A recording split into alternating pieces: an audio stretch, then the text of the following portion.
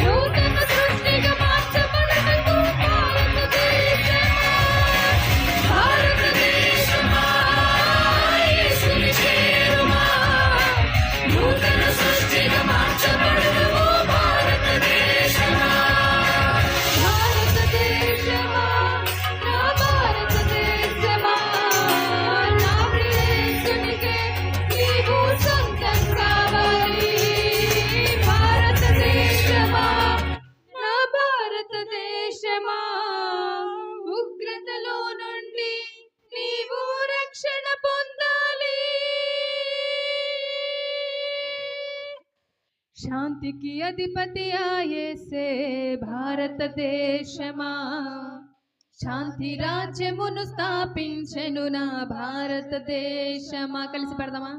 శాంతికి అధిపతి యేసే భారతదేశమా శాంతి రాజ్యమును స్థాపించెను నా భారతదేశమా. లోకమంతయు లయమైపోవును భారతదేశమా లోకాశలన్నీయు గతించిపోవును భారతదేశమా.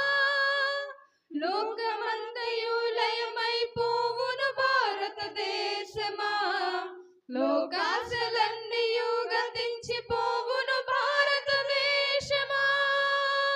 భారతదేశమా యేసుని చేరుమా నూతన సృష్టిగా మార్చబడదము భారతదేశమా. భారతదేశమా యేసుని చేరుమా నూతన సృష్టిగా మార్చబడదము భారతదేశమా. భారతదేశమా నా భారతదేశమా నా ప్రియ యేసునికే నీవు సొంతం కావాలి. భారతదేశమా నా భారతదేశమా ఉగ్రతలో నుండి నీవు రక్షణ పొందాలి. రాజుల రాజుగా మన యేసే భారతదేశమా పెండ్లి కుమారుడై రానయ్యుండే భారతదేశమా. పాడదామా. రాజుల రాజుగా మన యేసే భారతదేశమా పెండ్లి కుమారుడై రానయ్యుండే భారతదేశమా.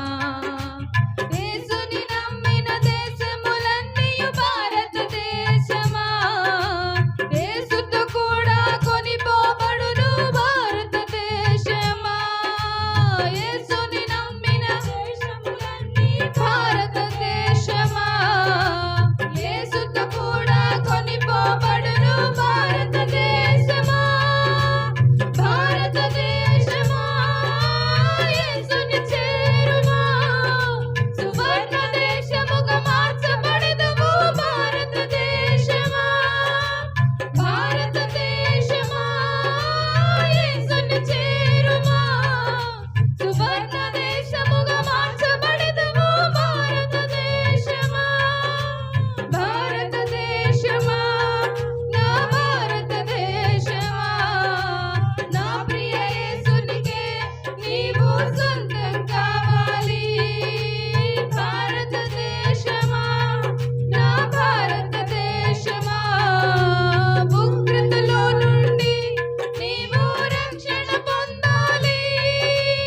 భారతదేశమా యేసుకే నా భారతదేశమా ప్రియ యేసుకే. భారతదేశమా యేసుకే నా భారతదేశం అన్న ప్రతి చోట నీ పేరు పెట్టుకోగలవా. నీ కుటుంబీకుల పేరు పెట్టుకోగలవా. నీ ఇరుగు పొరుగు వారి పేరు పెట్టుకోగలవా. నేను సొంతం కావాలన్నదే అడుగుదాం ఆయన సన్నిధిలో. ఈ లోకానికి వచ్చిన స్వాతంత్రం నిజమైన స్వాతంత్రం కాదయ్యా. ఈ లోకపు దాస్యత్వపు కట్ల నుంచి మాకు విడుదల కలిగించేదని రక్తం. దాని నుంచి ఈ లోకము నుంచి స్వతంత్రంగా చేసేది నీవు మాత్రమే. అట్టి స్వాతంత్రం కోసం ఈ లోకంలో మేము పరిచయపడుతూ తాపత్రయపడుతూ నిన్ను అడగాలయ్యా. పని చేయుచున్న సాతాను శక్తులు పటాపంచలైపోవాలి.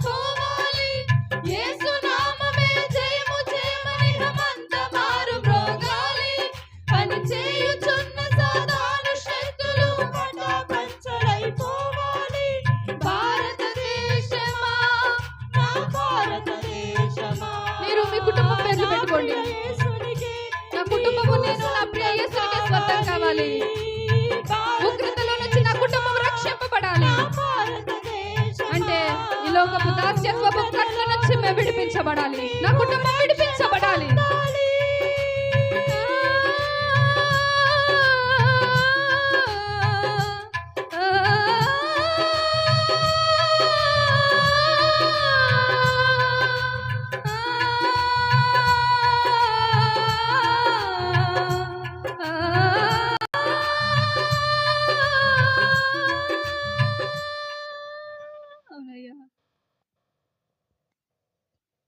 భారతదేశానికి నిజమైన స్వాతంత్రం ఆనాడు వచ్చిందో లేదో మాకు తెలియదు. ఈనాటికి ఉందో లేదో కూడా మాకు తెలియదయ్యా. ఉందని మేము ఎవ్వరం అనుకోవట్లేదు. ఎందుకంటే మా కళ్ళ ముందున్న పరిస్థితులు ఆ విధముగా ఉన్నాయి. ఆ విధంగా మమ్మల్ని భయపెడుతున్నాయి. మాకు కావాల్సింది ఈ స్వాతంత్రం కాదయ్యా. ఈ స్వాతంత్రం ఉన్నా లేకపోయినా ఈ లోకంలో నీ కొరకు సాక్షులుగా మేము కనుక బ్రతకగలిగితే, నీ రక్తము వలన మాకు కలిగే ఆ స్వాతంత్రము, నీ విమోచన క్రయధనము ద్వారా మాకు కలిగే ఆ స్వాతంత్రం, ఈ లోకము నుంచి, ఈ లోకపు మాయ నుంచి మేము స్వతంత్రులము కాగలగాలి.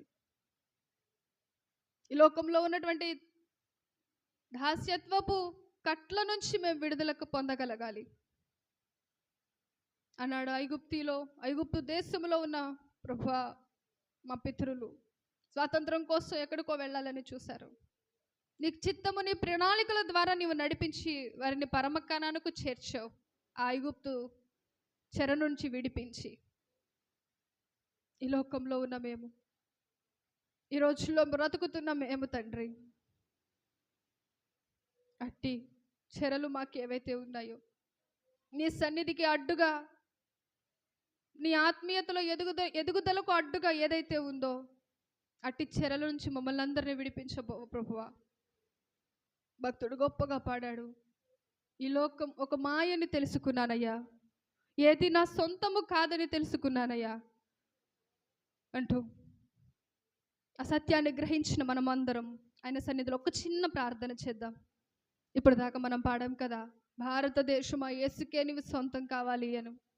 సృష్టికర్తను మరిచి భారతదేశం ఆ సృష్టిని పూజిస్తున్నావని, శాంతికి అధిపతి ఆయనే, శాంతి రాజ్యమును స్థాపిస్తాడని, రాజుల రాజుగా మన యేసు ఆ మేఘారూరుడై మన కొరకు తిరిగి రానై ఉన్నాడని మనందరము మన హృదయాలకు చెప్పుకుందాం, మన కుటుంబాలకు చెప్పుకుందాం, మన పేర్లు అక్కడ పెట్టుకుందాం. ఎందుకంటే మన ఆత్మీయతను మనం కాపాడుకుంటూ ఆయన సన్నిధిలో ఇంకొక ముందుకు కొనసాగుతూ మన శేష జీవితం అంతా ఆయన ఆరాధిస్తూ ఆయన కొరకు మాత్రమే ఈ లోకంలో సాక్షులుగా నిలువబడే కృపను మనందరికీ ఆయన అనుగ్రహించినట్లు ఒక చిన్న దేవుని ఉన్నతమైన ఘనమైన పరిశుద్ధ నామానికి మహిమ కలుగునుగాక. 2025 సంవత్సరం జనవరి 26వ తేదీ రిపబ్లిక్ డే సండే ఆరాధన కొరకై ఆసక్తితో కూడి వచ్చిన మీ అందరికీ మన ప్రభు అయిన యేసయ్య ఉన్నతమైన పరిశుద్ధ నామములో ప్రభు పేరట శుభములు. అలాగే మీ అందరికీ నా వందనాలు కూడా తెలియజేస్తున్నాను. ప్రియులారా, అందరికీ వందనాలు. ఓసారి ఒక పెద్ద ఆయన అలా వెళుతూ ఉంటే ఆయనకట కొన్ని ఏనుగుల సముదాయాలు కనపడ్డాయట. అవి చాలా ఎత్తుగా ఉన్నాయి, చాలా బలంగా ఉన్నాయి, చాలా దృఢంగా ఉన్నాయి. వాటిని చూస్తూ ఉన్నప్పుడు ఆయనకెందుకో ఒక ఆలోచన కలిగింది. ఎందుకంటే కొన్ని ఏనుగులు వాటికి ఇష్టము వచ్చినట్లుగా తిరుగుతూ సంచారం చేస్తూ అవి చేయవలసిన లేకపోతే వాటికి అవసరమైన విషయాలు ఏవైతే ఉంటున్నాయో వాటి కోసం నచ్చినట్లుగా తిరుగుతూ ఉన్నాయట, అటు ఇటు ఇటు అటు. అన్నీ అలా తిరుగుతూ ఉంటే బహుశా వాటన్నిటికీ నాయకుడు అనుకుంటా మరొక పెద్ద ఏనుగు ఒకే చోట అలాగే నిలబడిపోయి ఉందట. ఆ సన్నివేశాన్ని ఈ పెద్ద ఆయన చూశాడు. చూసి వాటన్నిటినీ ఎవరైతే కలిగి ఉన్నారో వాటి యజమాని దగ్గరకు వెళ్ళి అడిగాడట. అన్నీ వాటికి ఏ అవసరం ఉందో అవి తీర్చుకోవటం కోసం అలా తిరుగుతూ ఉన్నాయి కదా, చిన్న పిల్లలు మొదలుకొని పెద్దవి వరకు. వాటన్నిటిలో ఇది మరీ పెద్దదిగా కనబడతా ఉంది. ఇదేమో ఎటు వెళ్ళడం లేదు, ఒకే చోట నిలకడగా స్థిరంగా ఉండిపోయింది. ఏంటి కారణం అని చెప్పేసి నన్ను అడిగితే, వాటన్నిటినీ మరి నడిపించేవాడంటాడో లేకపోతే పాలించేవారంటారో, వాటి యజమాని అంటారో, లేక వాటి సారథి అంటారో ఆయన చెప్పాడట. అవన్నీ బయట ఎక్కడెక్కడో పుట్టి పెరిగి ఇక్కడికి వచ్చాయి. అందుచేత అవి వాటికి ఇష్టము వచ్చినట్లు నచ్చినట్లు అటు ఇటు ఎటు పడితే అటు పోతూ చేయవలసినవి చేయకూడనివి కూడా చేసేస్తూ ఉన్నాయి. కానీ వాటన్నిటిలో ఇది చాలా ఎత్తుగా పెద్దగా దృఢంగా బలంగా కనబడుతుంది చూశారు. అది ఇక్కడే పుట్టి ఇక్కడే పెరిగింది, ఇక్కడే పుట్టి ఇక్కడే పెరిగింది. అందుచేత దానిని నేను ఎక్కడ అట్టి పెట్టానో అది అక్కడే ఉండిపోయింది అని చెప్పేసి అని అన్నాడట. ఏనుగులు చాలా బలమైనవి కదా, ఎంత పెద్ద తాడుతో కట్టినా, ఎంత పెద్ద కట్టుకొయ్యి పాతి పెట్టి వాటిని బంధించాలని ప్రయత్నం చేసినా అవి ఆగవు కదా. మరి మిగిలిన వాటిని కట్టినా కూడా అవి కట్టబడినటువంటి ఆ యొక్క తాళ్లను తెంచుకొని అటు ఇటు పోతా ఉన్నాయి. ఇది మాత్రం పోవడం లేదు, దీనికి అంత బలం లేదా అని చెప్పేసి నన్ను అడిగితే ఆయన అన్నాడట, వాటన్నిటికంటే కూడా దీనికి చాలా బలం ఉంది, చాలా బలం ఉంది. కానీ దాని బలహీనత ఏమిటయ్యా అని చెప్పేసి అంటే దాని మైండ్, దాని మనస్సు. ఎందుకంటే అది పుట్టినప్పటి నుండి ఈ చిన్న కట్టుకొయ్య ఏదైతే ఉందో కనబడినట్టుగా ఆ కట్టుకొయ్యకే ఆ చిన్న తాడుతో దానిని ఆనాడు కట్టేశా నేను. ఆనాడు కట్టినప్పుడు దాని నుండి అది విడుదల పొందాలని చాలాసార్లు ప్రయత్నం చేసింది, కానీ అది అప్పుడు చాలా చిన్నది గనుక కట్టబడిన ఆ కట్లలో నుంచి, ఆ బంధకాల నుంచి తప్పించుకోవడం కోసం అప్పుడు చేసిన ప్రయత్నం ఏదైతే ఉందో అది విఫలమయ్యింది.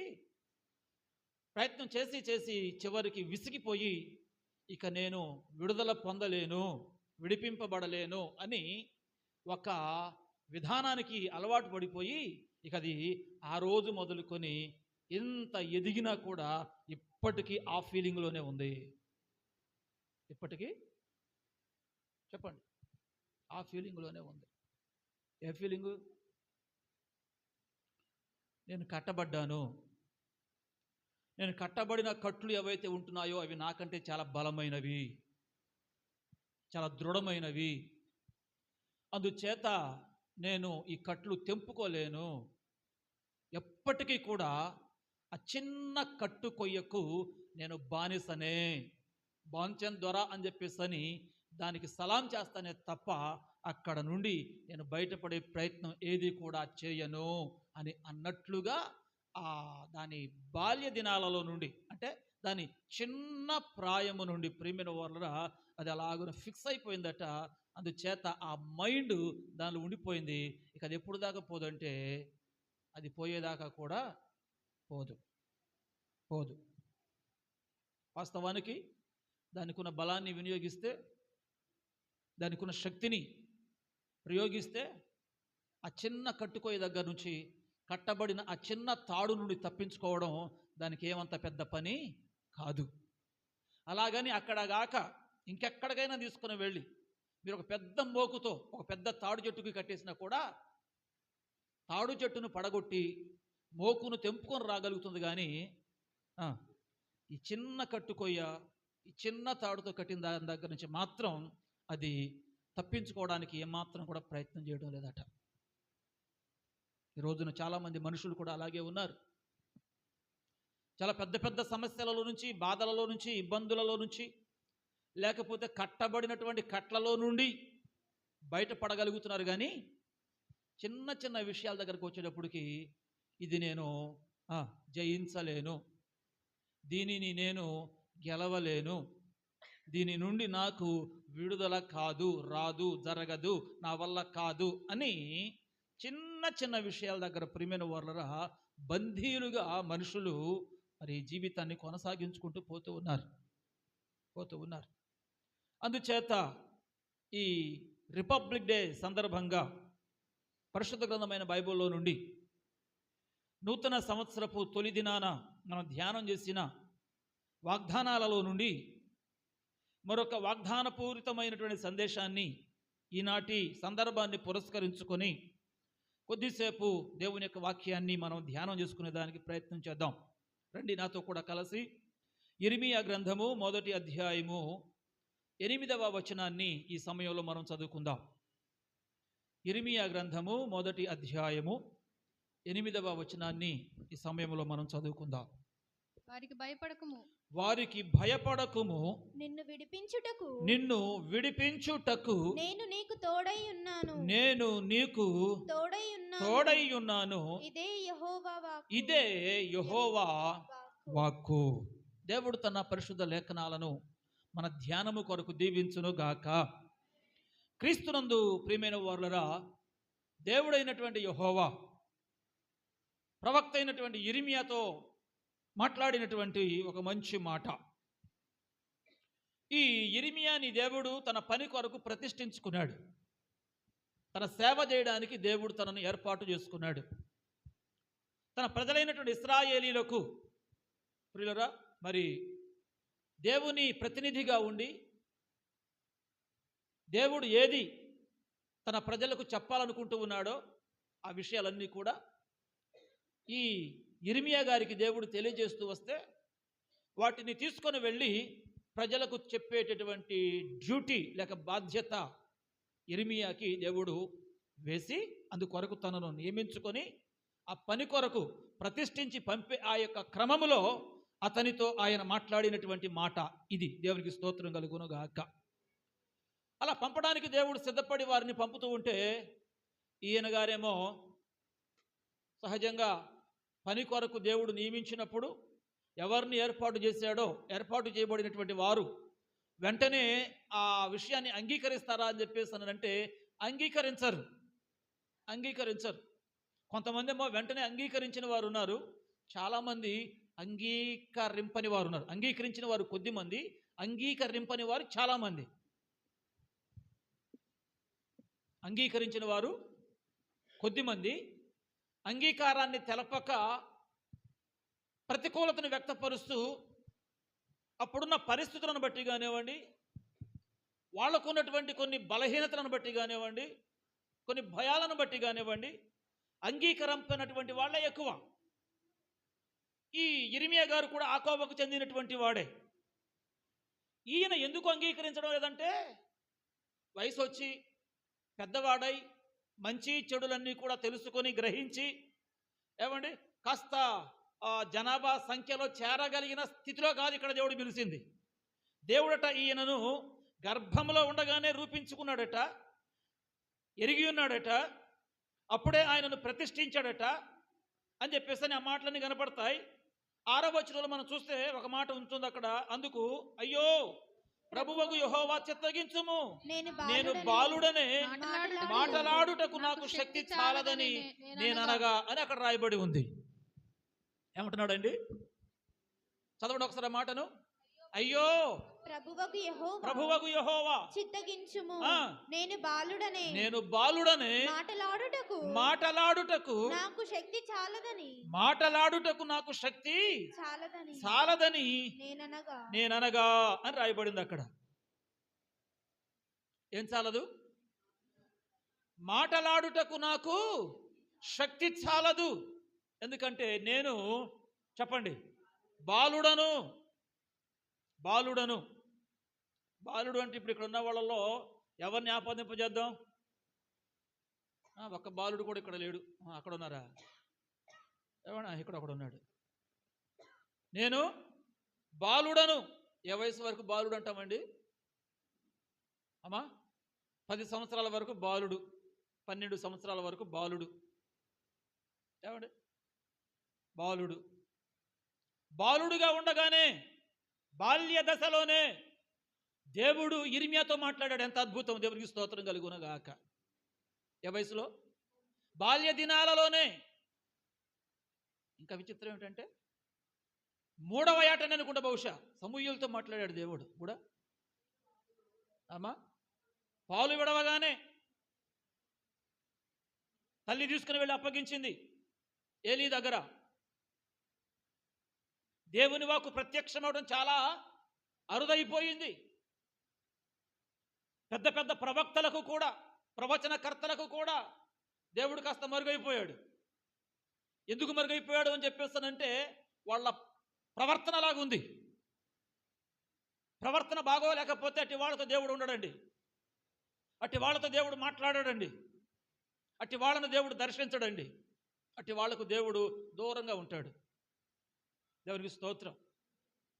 అందుచేత ప్రవర్తన బాగోలేని యాజకులతో కానీ, యాజకుల కుటుంబాలలో ఉన్నటువంటి వ్యక్తులతో కానీ దేవుడు మాట్లాడక అప్పుడే ప్రతిష్ఠింపబడినటువంటి బాలుడుగా ఉన్న సమూయేలుతో ప్రియమైన వారులరా దేవుడు మాట్లాడడానికి ఇష్టపడ్డాడు. దేవునికి స్తోత్రం. ఎవరితో? ఎవరితో? పాలు విడిచి జస్ట్ కొన్ని వారాలో, కొన్ని నెలలో అంతే, లేకపోతే ఒక సంవత్సరం అయిందేమో, ఒక సంవత్సరం అయిందేమో. పాలు ఎప్పుడు విడిచిపెడతారు పిల్లలు? పాలు విడిచే సమయానికి వాళ్ళ వయసు ఎంత ఉంటుందండి సుమారుగా? ఏమండి? 3 లేకపోతే కొంతమంది ఉంటారులేండి మారం పెట్టేవాళ్ళు 4. వెనకటి రోజులు, ఇప్పుడు కాదు, వెనకటి రోజుల్లో. పాప పాస్టర్గా చచ్చిపోయాడండి మా చెల్లి పెళ్లి చేసిన ఆయన. మా మేనలుడికి అన్నప్రసన్న చేస్తూ ఆయన అన్నాడు ఒక మాట, 14 సంవత్సరాలు వచ్చినా సరే వాడట వాళ్ళ అమ్మని విడిచిపెట్టేవాడు కాడట. వాడికి కుతి కనుక వచ్చిందనుకోండి, ఇది ఇల్లా, బయట, మార్కెటా, ఏంటది, బస్ స్టాండా, బస్ అని కూడా చూడడట. పాప వాళ్ళమ్మ కూర్చున్నా నిలబడి ఉన్నా ఏమన్నా కానివ్వండి, వీడికి గనక కుతి వచ్చిందనుకోండి అమాంతంగా వెళ్ళిపోతాడంట. ఇక అంతే, వాడి పని వాడు చేసుకుంటాడు. పాప తల్లికి ఎంత ఇబ్బంది అండి, ఎంత ఇబ్బంది అండి. చిన్న పిల్లలకి కొన్నిసార్లు మరి పాలు ఇవ్వాలంటే కొంచెం ఇబ్బంది. అందుకే కోసం ఈ మధ్య రైల్వే స్టేషన్లో ఒక చోట నేను రాసిపెట్టి ఒక బాక్స్లా గట్టి ఉంచారు అక్కడ, చంటి పిల్లలకు పాలిచ్చు ప్రదేశం అని చెప్పేసి ఏదో ఒక మాట ఏదో ఉంది అక్కడ, తెలుగులోనో ఇంగ్లీష్లోనో. చాలా ఇబ్బంది బయట. అలాంటి పరిస్థితులలో 14 ఏళ్ళు వచ్చినోడు పాలు విడవక ఇంకా తాగుతూనే ఉండేవాడట అని చెప్పేసి ఆయన బాగా నవ్విచ్చాడు. చాలా పెద్ద ఆయన చనిపోయారు పాపం, పెద్ద ఆయన. కాబట్టి కొంతమంది అలా కూడా ఉంటారేమో.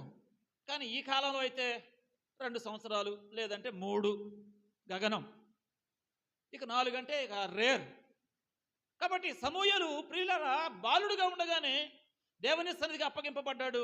దేవుడు ఆయనను దర్శించి ఆయనతో మాట్లాడి ఆయన కొరకు ప్రియమైన వారుల దేవుడు కలిగి ఉన్నటువంటి ప్రణాళిక ఏదైతే ఉందో అదంతా కూడా తెలియజేసినట్టుగా లేఖనాలలో మనం చూస్తాం. కాబట్టి ఈయన కూడా ఏమండి ఎప్పుడు ఉండగా దేవుడు మాట్లాడాడు చెప్పండి. ఇందాక పాస్టర్ గారు జ్ఞాపకం చేశారు, చంటి పిల్లల స్తుతుల మూలమున దేవుడు ఒక దుర్గమును స్థాపిస్తాడు. మనం ఏమనుకుంటామంటే పిల్లలే కదా అనుకుంటాం, పిల్లలే కదా, తెలిసి తెలియనోడు కదా, వయసోళ్ళు కదా, కుర్రోళ్ళు కదా. ఇక్కడ మన కుర్రోళ్ళు చూడండి ఎంత భక్తిగా ఉన్నారు. దేవుని స్తోత్రం కలుగును గాక. వాళ్ళ స్తుతుల మూలమున, వాళ్ళ భక్తి మూలమున, వాళ్ళ ఆరాధన మూలమున, వాళ్ళు కలిగి ఉన్నటువంటి సత్ప్రవర్తన మూలమున దేవుడు వారిని దర్శించి దేవుడు వాళ్ళతో మాట్లాడతాడట. దేవుని స్తోత్రం కలుగును గాక. ఇక్కడ యిర్మీయా అంటున్నాడు, నేను బాలుడను, మాటలాడుటకు నాకు శక్తి చాలదు. పైగా నువ్వు నన్ను ఎక్కడ పంపుతున్నావు? నాకంటే ముందు ఎంతో పెద్ద పెద్ద నాయకులుగా ఉండి నాయకత్వాన్ని వహించి ప్రజలను పరిపాలన నడిపించినటువంటి అటువంటి జనుల యొద్దకు నువ్వు నడిపించబోతా ఉన్నావు. వాళ్ళు నా మాట వినరు, నేను చెప్పింది చేయరు, వాళ్ళు నాకు లోబడరు, ఇది నా వల్ల అయ్యే పని కాదు అని చెప్పేసి ప్రియమైన వారురా అన్నట్లుగా యిర్మీయా మాట్లాడుతూ ఉంటే ఆ 6-7 వచనాలలో ఆ పదాలన్నీ కూడా మనకు కనబడతాయి. మీరు తర్వాత చదువుకోనండి. అయితే ఆ పరిస్థితులను బట్టి దేవుడు యిర్మీయాతో మాట్లాడుతూ అంటున్నటువంటి మంచి మాట, వారికి చెప్పండి, వారికి, ఎవరికి, ఎవరి యొద్దకు నేను నిన్ను పంపుతూ ఉన్నాను, వారికి భయపడకు. పంపబడేవాడు భయస్థుడైతే చాలా ప్రమాదం. పంపబడేవాడు భయస్థుడైతే చాలా ప్రమాదం. ఎందుకు పంపబడిన వాడు? మిలిటరీకి పంపించారు ఒకరిని, వాడు మహా పెరికోడు, పనికొస్తాడా? దేశానికి ఏమైనా ఉపయోగపడతాడా?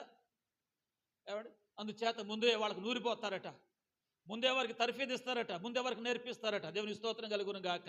ధైర్యంతో నింపి పంపుతారట. క్రీస్తునందు ప్రియమైన వారురా, యిర్మీయాతో దేవుడు మాట్లాడుతూ అంటున్నాడు, నీవు వారికి భయపడవద్దు. వారు ఎవరైనా కానీ, ఎంతటి పెద్దవాళ్ళైనా కానీ, ఎంత పెద్ద సమూహమైనా కానీ, నీవు భయపడవద్దు, భయపడవద్దు. ఎందుకంటే నిన్ను విడిపించుటకు నేను నీకు తోడై ఉన్నాను అని అంటున్నాడు. దేవునికి స్తోత్రం. ఏమై ఉన్నాను? నిన్ను విడిపించుటకు నేను నీకు తోడై ఉన్నాను. మొదటి రోజు వాగ్దానారాధనలో మనం ధ్యానం చేస్తున్నటువంటి వాగ్దానాలలో ప్రియమైన వారులరా, ఇది 5వ వాగ్దానం. ఈరోజు సందర్భాన్ని బట్టి కొంచెం ముందుగా దీనిని మీకోసం మాట్లాడాలని దేవుని యొక్క ఆత్మ ప్రేరేపణ ద్వారా మీ ఎదుటకు రావటం జరిగింది. కాబట్టి మన దేవుడు భయములో ఉన్నటువంటి వ్యక్తులను, ఆందోళనలో ఉన్నటువంటి వ్యక్తులను, ఆపదలలో ఉన్నటువంటి వ్యక్తులను, సమస్యాత్మకమైన ప్రతికూల పరిస్థితులలో ఉన్నటువంటి వ్యక్తులను విడిపించుటకు, విడుదల కలగచేయుటకు ఆయన శక్తిమంతుడు, ఆయన సమర్థుడు. ఇది నమ్మిన మనమందరం ఒకసారి చేతులెత్తి దేవునికి స్తోత్రం చెప్దాం. అయితే మనం ఆ ఏరు కాకూడదు. మనం ఏం కాకూడదు? ఆ ఏనుగు కాకూడదు. ఏ ఏనుగు?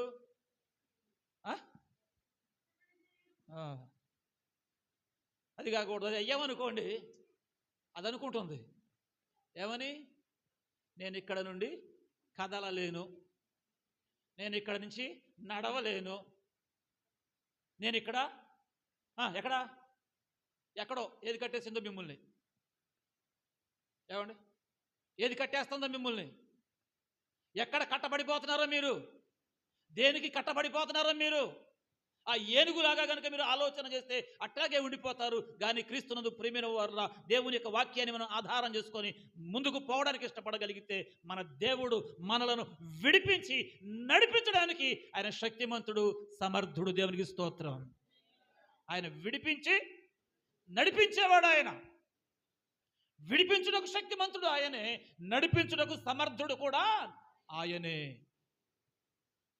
మరి ఆయన విడిపించినా కూడా మేము ఇంకా విడిపింపబడమండి, మాకు ఇంకా విడుదల రాలేదండి, మేము ఇంకా అక్కడే బందీగా ఉంటామండి, అక్కడే కట్టబడి ఉంటామండి, ఏమండి మేము ఇంతేనండి అన్నట్టుగా ప్రియమైన వారులరా, ఎంత బలిసిన ఏనుగైనా సరే ఏమండి, దానికి మనసులో కనుక ఒకటి ఫిక్స్ అయితే ఇక అక్కడ నుంచి అది బయటికి రాలేదు, కదలలేదు.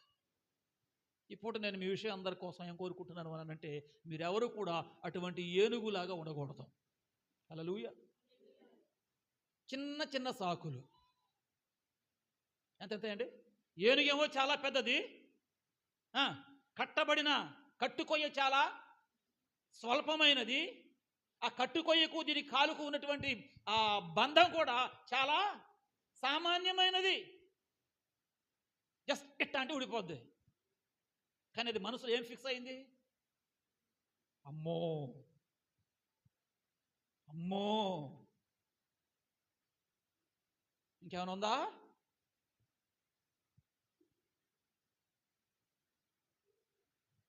కాబట్టి ఈ రిపబ్లిక్ డే సండే ఆరాధనలో దేవుని యొక్క లేఖనాలలో నుంచి ప్రియమైన వారురా, మనము కాస్త విఘ్నులమై, ఎందుకు మనం అక్కడ కట్టబడాలి, ఎందుకు అక్కడ మనం బందీగా ఉండిపోవాలి అలాగని చెప్పేసి అదేమని పెద్దదా అంటే కాదు, పెద్దదా అంటే కాదు, చాలా చిన్న విషయం. ఏ విషయం అండి? చాలా చెప్పండి, చిన్న విషయం. మొన్న ఏఆర్ పాల్సన్ గారు గుండు సూది గురించి చెప్పాడు. ఆయన దేని గురించి? గుండు సూది. ఎంత ఉంటుందండి చెప్పండి, తెలుసా లేదా? చిన్నది చిన్నది. ఈ గుండు సూదిని తీసుకుని వచ్చి అదే ఏనుగు మీద పెట్టామనుకోండి, దానికి ఏమైనా అదే గుండు సూది తీసుకుని వచ్చి చిన్న సేవనంట, సేమ చేమ మాకు సేమ నేర్పారులే. అదే చీమ. చీమ కంట చాలా భారం అంట, చాలా బరువట. ఏమండి, ఆ గుండు సూది యొక్క మొనతో పొడిస్తే చీమ చచ్చిపోతుందంట. కానీ అదే గుండు సూది తీసుకుని వచ్చి ఏనుగును మీరు ఏం చేసినా లెక్క చేయదట. ఈ సందర్భంలో మీరు ఎవరు చీమలాగా ఉండకూడదు. మరి ఇప్పుడు ఎలా ఉండాలి? ఏనుగుల్లాగా ఉండాలి. ఏమండి, ఏనుగుల్లాగా ఉండాలి. అలాగని చెప్పి కట్టబడిన ఆ సందర్భంలో ఆ ఏనుగులాగా ఉండకూడదు.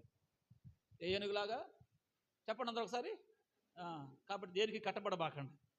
కట్టబడింది ఏదైనా ఉన్నా సరే దాన్ని ప్రియమైన వారురా వెంటనే చెప్పండి. ఏదో పాట పాడుతాం మనం 2-4. ఎవరున్నారు? ఎవరు లేరు, ఎవరికి చేత కాదు. ఏమండి, ఎవరి పనులు వాళ్ళు ఉన్నారు. దేవుని స్తోత్రం కలుగును గాక. సమయమిదే సమయమిదే సంగమ సమయమిదే సీయోనులో చేరుటకు సంగమ సమయమిదే సీయోనులో చేరుటకు సంగమ సమయమిదే ధూళి దులుపుకొనుము నీ మెడకట్లు విప్పుకొనుము ధూళి దులుపుకొనుము నీ మెడకట్లు విప్పుకొనుము సుందరమైన వస్త్రము వేగం ధరించి సిద్ధపడుము సుందరమైన వస్త్రము వేగం ధరించి సిద్ధపడుము. ఏ వస్త్రం? ఏం చేయమంటున్నాడు? ధూళి దులుపుకొనుము నీ మెడ కట్లు. ఏంటండి మెడకట్లు? శుక్రవారం ప్రార్థన రావాలంటే కట్లు, ఆదివారం ఆరాధన రావాలంటే కట్లు, ఏమండి సాయంత్రం జరిగే కుటుంబ ప్రార్థన రావాలంటే కట్లు, రేపు నెలాఖరు రోజున జరిగే నెలాఖరు రోజున జరిగే నెలాఖరి కృతజ్ఞత కూడికకు రావాలంటే కట్లు. ఏమండి ఏదో ఒక బంధకం, ఏదో ఒక ఆటంకం అలాగని చెప్పేసి అదేమని పెద్దదా? ఏనన్నా అదేమని పెద్దదా? ఎంత కట్టది అమ్మా చెప్పండి, ఎంత కట్టది? హల్లెలూయా. వచ్చేవాళ్ళు కూడా ఆగిపోతారు ఈ మధ్య. ఏమండి ఏంటి కట్టేంటి? ఆటంకం ఏంటి? ఎక్కడ కట్టబడిపోయాం మనం? ఎక్కడి నుంచి ఆ కట్లు తెంపుకొని బయట పడలేకపోతున్నాం మనం? ప్రియమైన వారలారా, ఈ ఉదయకాల సమయంలో పరిశుద్ధాత్మ దేవుడు నిన్ను విడిపించుటకు, ఇది చాలా పెద్ద సమస్య. మనకున్నవి చాలా చిన్నవి, చాలా చిన్నవి. ప్రియమైన వారలారా, కట్టబడొద్దు, కట్టబడిన అనుభవం ఉండొద్దు. ఒకవేళ అటువంటివి ఏమైనా ఉంటే విడిపించమని దేవుని సన్నిధానంలో ప్రభుని అడగండి. తప్పక ఆయన విడిపించి ముందుకు నడిపిస్తాడు. గమ్యం గమ్యం దేవునికి స్తోత్రం. గమ్యం చేరాలంటే ప్రయాణం కంటిన్యూషన్ ఉండాలండి.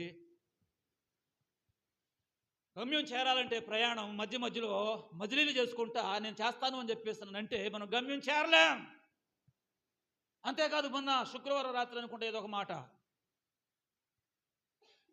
ప్రయాణం చేయడానికి మార్గంలోనికి వచ్చిన మనం మార్గము తప్పితే, దారి తప్పితే, ఏమండి దారి తప్పి తిరుగుతున్న చుక్కలు మేఘాలు, ఏమండి ఇంకేమేమో మనం చెప్పుకున్న రోజున,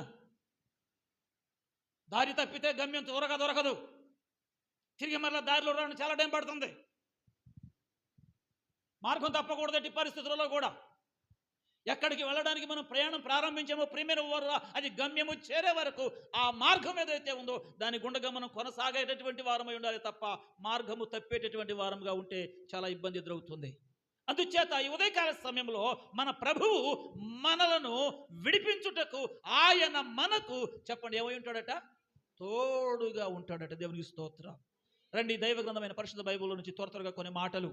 లూకా సువార్త 13వ అధ్యాయము. ఎక్కడి నుంచి ఆయన మనకు విడుదల కలగజేస్తాడు? ఎక్కడి నుంచి ఆయన మన బంధకాలు తెంపి వేస్తాడు? 12వ వచనం చూడనా? లూకాసు వార్త 13వ అధ్యాయము 12వ వాక్యం. యేసు యేసు ఆమెను చూచి రమ్మని పిలిచి అమ్మా, నీ బలహీనత నుండి విడుదల పొంది ఉన్నావని ఆమెతో చెప్పాను. దేవునికి స్తోత్రం. ఏం చేశాడు చెప్పండి ఆయన? బలహీనత నుండి విడుదల పొంది ఉన్నావని ఆమెతో చెప్పాను. దేవునికి స్తోత్రం. ఏమని చెప్పాడు ఆయన? చెప్పండి, ఏమని చెప్పాడు ఆయన? బలహీనత నుండి ఏం పొందావు? విడుదల పొంది ఉన్నావు. బలహీనత బలహీనత ఏమండి? బలహీనతలు రకరకాలు. కొంతమంది శరీర సంబంధమైన బలహీనులు, కొంతమంది మానసిక సంబంధమైన బలహీనులు, కొంతమంది ఆర్థిక సంబంధమైన బలహీనులు, కొంతమంది సామాజికంగా బలహీనులు. కొంతమంది ఉంటారండి, ఏమి లేకపోయినా ఆధ్యాత్మికంగా భలే బలవంతులుగా ఉంటారు. దేవునికి స్తోత్రం. హల్లెలూయా, హల్లెలూయా. చెప్పండి కొంచెం గట్టిగా ఒకసారి స్తోత్రం చెప్పండి. హల్లెలూయా.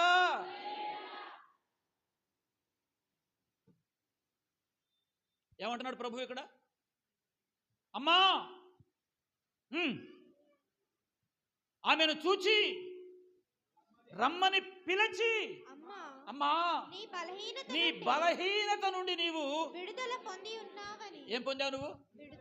ఆ సంగతి ఎవరు తెలవాలి మొదట?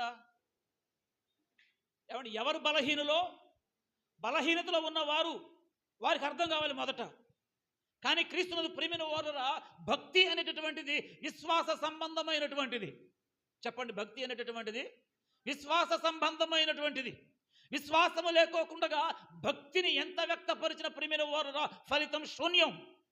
అందుచేత మన భక్తికి విశ్వాసము అనేది కనుక తోడైతే తద్వారా మనకు కలిగే విడుదల అద్భుతంగా ఉంటుంది. అమ్మా, నీవు నీ బలహీనతలో నుండి విడుదల పొంది ఉన్నావు. గతంలో మనందరికీ ఎన్నో రకాల బలహీనతలు, శారీరకంగా, కుటుంబపరంగా, ఆర్థికంగా. కానీ దేవుడు ఇప్పుడు వాటన్నిటి నుంచి మనలను చెప్పండి ఏం చేశాడు? ఎంతమంది విడుదల పొందిన వారు ఉన్నారు ఇక్కడ?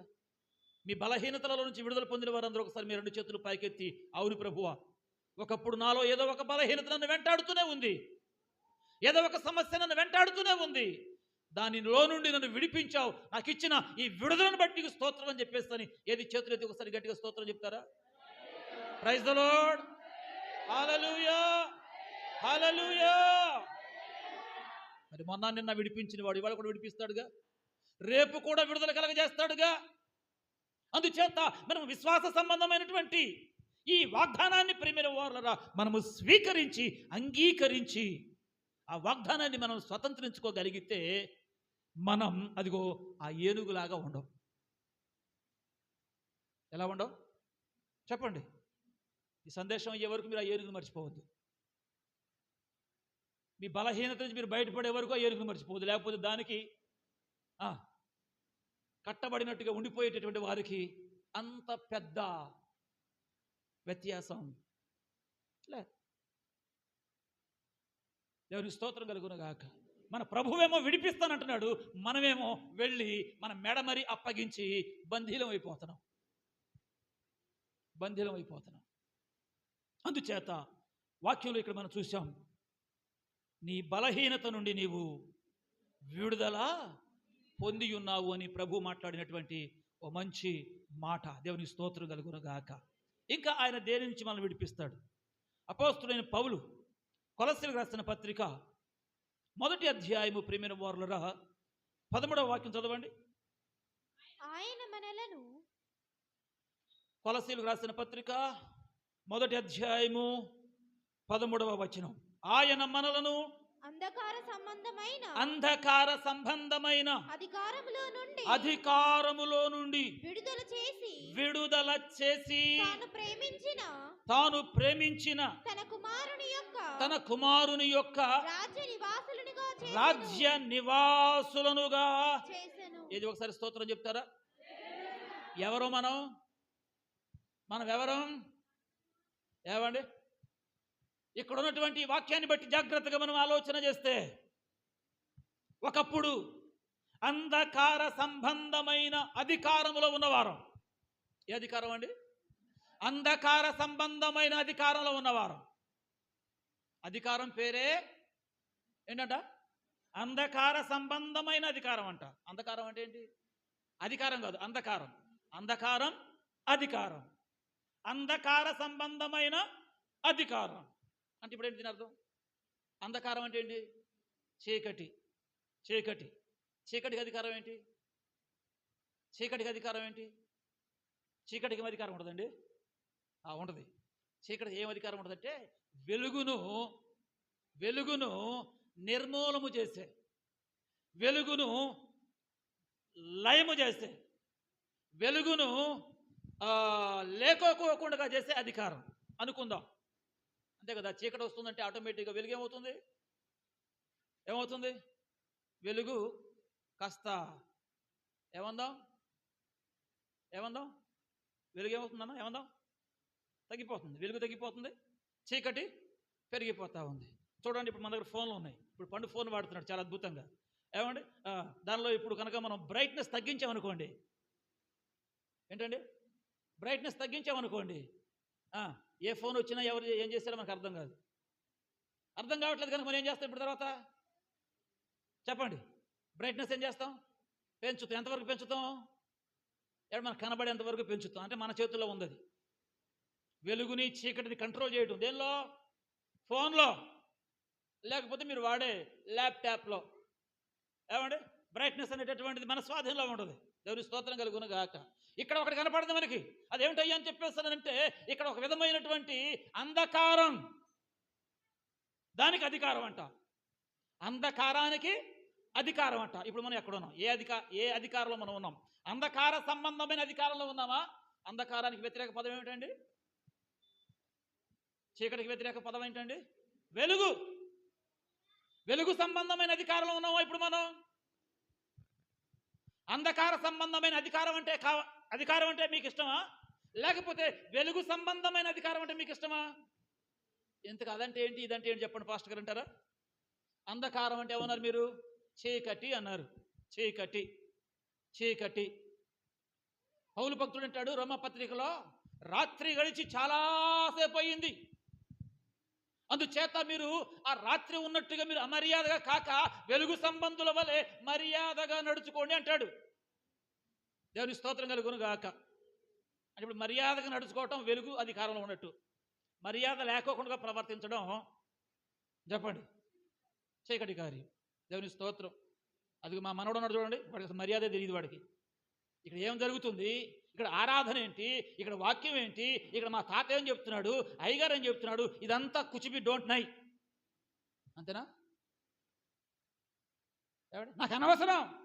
నా పని ఏంటంటే ఫోనే నా పని, ఫోన్తోనే నా పని. అడిగి మర్యాద తెలీదు. హల్లెలూయా. ఏం తెలియదు అడిగి? గౌరవం తెలీదు. దేవుని సన్నిధిని ప్రేమించడం తెలీదు. దేవుని మాటను వినడం తెలీదు. వెలుగంటే తెలీదు, చీకటంటే తెలీదు.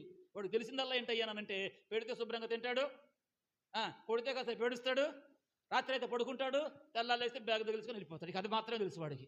హల్లెలూయా. చెబుదాం గట్టిగా, ప్రైజ్ ద లార్డ్.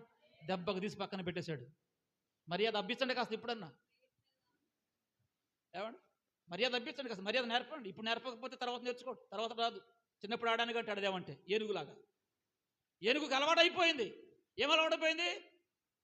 ఏమండి, ఆ సెల్ ఫోన్ అనే ఆ చిన్న తాడుకి, సెల్ ఫోన్ చిన్నదా పెద్దదండి? ఆ సెల్ ఫోన్ నీ ఫిల్లర్ ఎంత ఉందా చెప్పండి. పడు నీ ఫోన్ ఎంత ఉందా?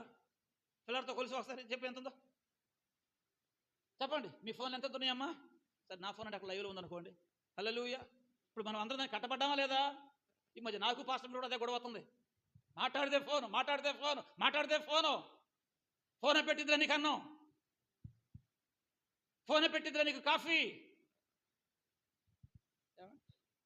ఏంటో తెలియకోకుండా దానికి ఎడిక్ట్ అయిపోతున్నావు అంతే. పండా తిడుతుందిరా నన్ను. అరే నువ్వు కాదురా.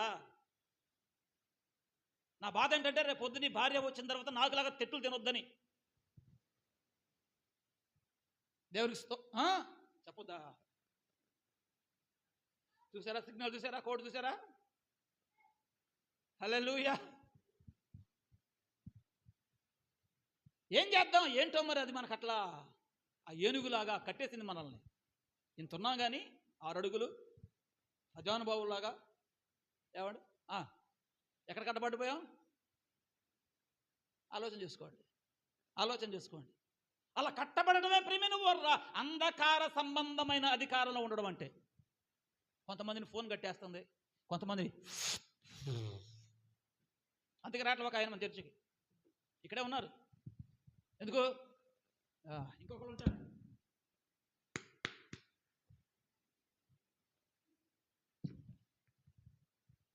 కట్టేసింది.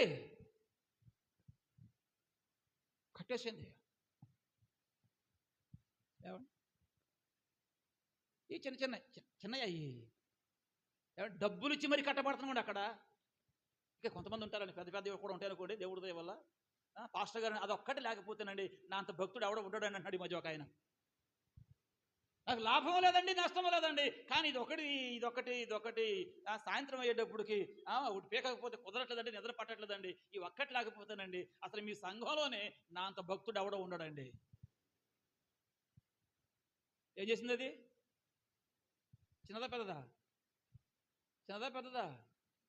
ఏమండి?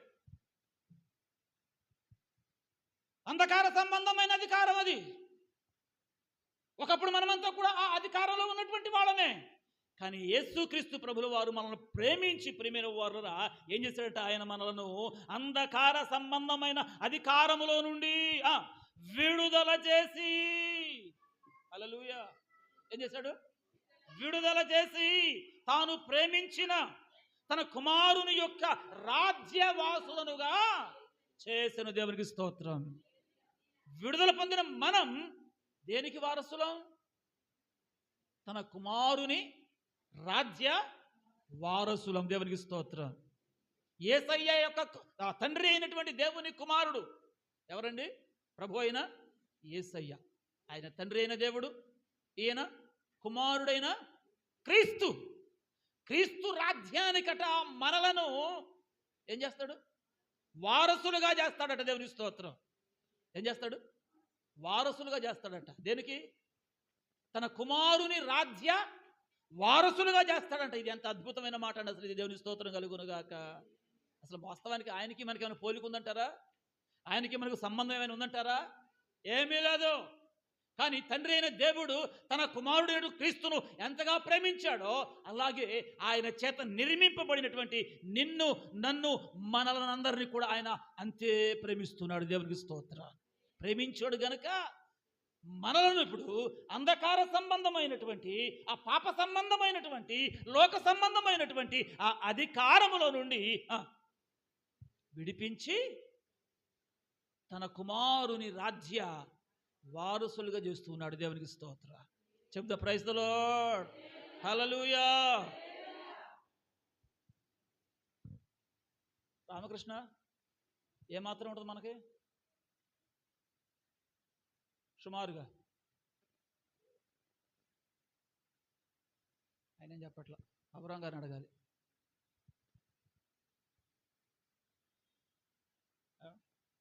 మల్లయ్య మనకున్నది ఇప్పుడు 2 ప్లేట్ల 3 ప్లేట్ల? 2 3 చెప్తాడని చూడు. కొండయ్య గారు మీరు చెప్పండి, వీళ్ళెవరు చెప్పరు. కానీ మనకున్న ప్లాట్లన్నీ ఇప్పుడు నిజంగా చెప్పండి, ఇంటితో కూడా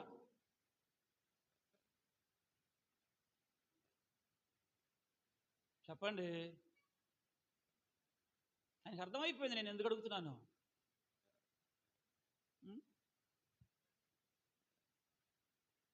హల్లెలూయా.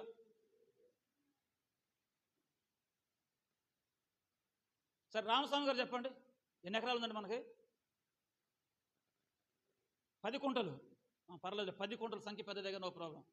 ఒకటంటే బాధ, కానీ 10 కుంటలు. 10 కుంటలు అంటే ఇప్పుడు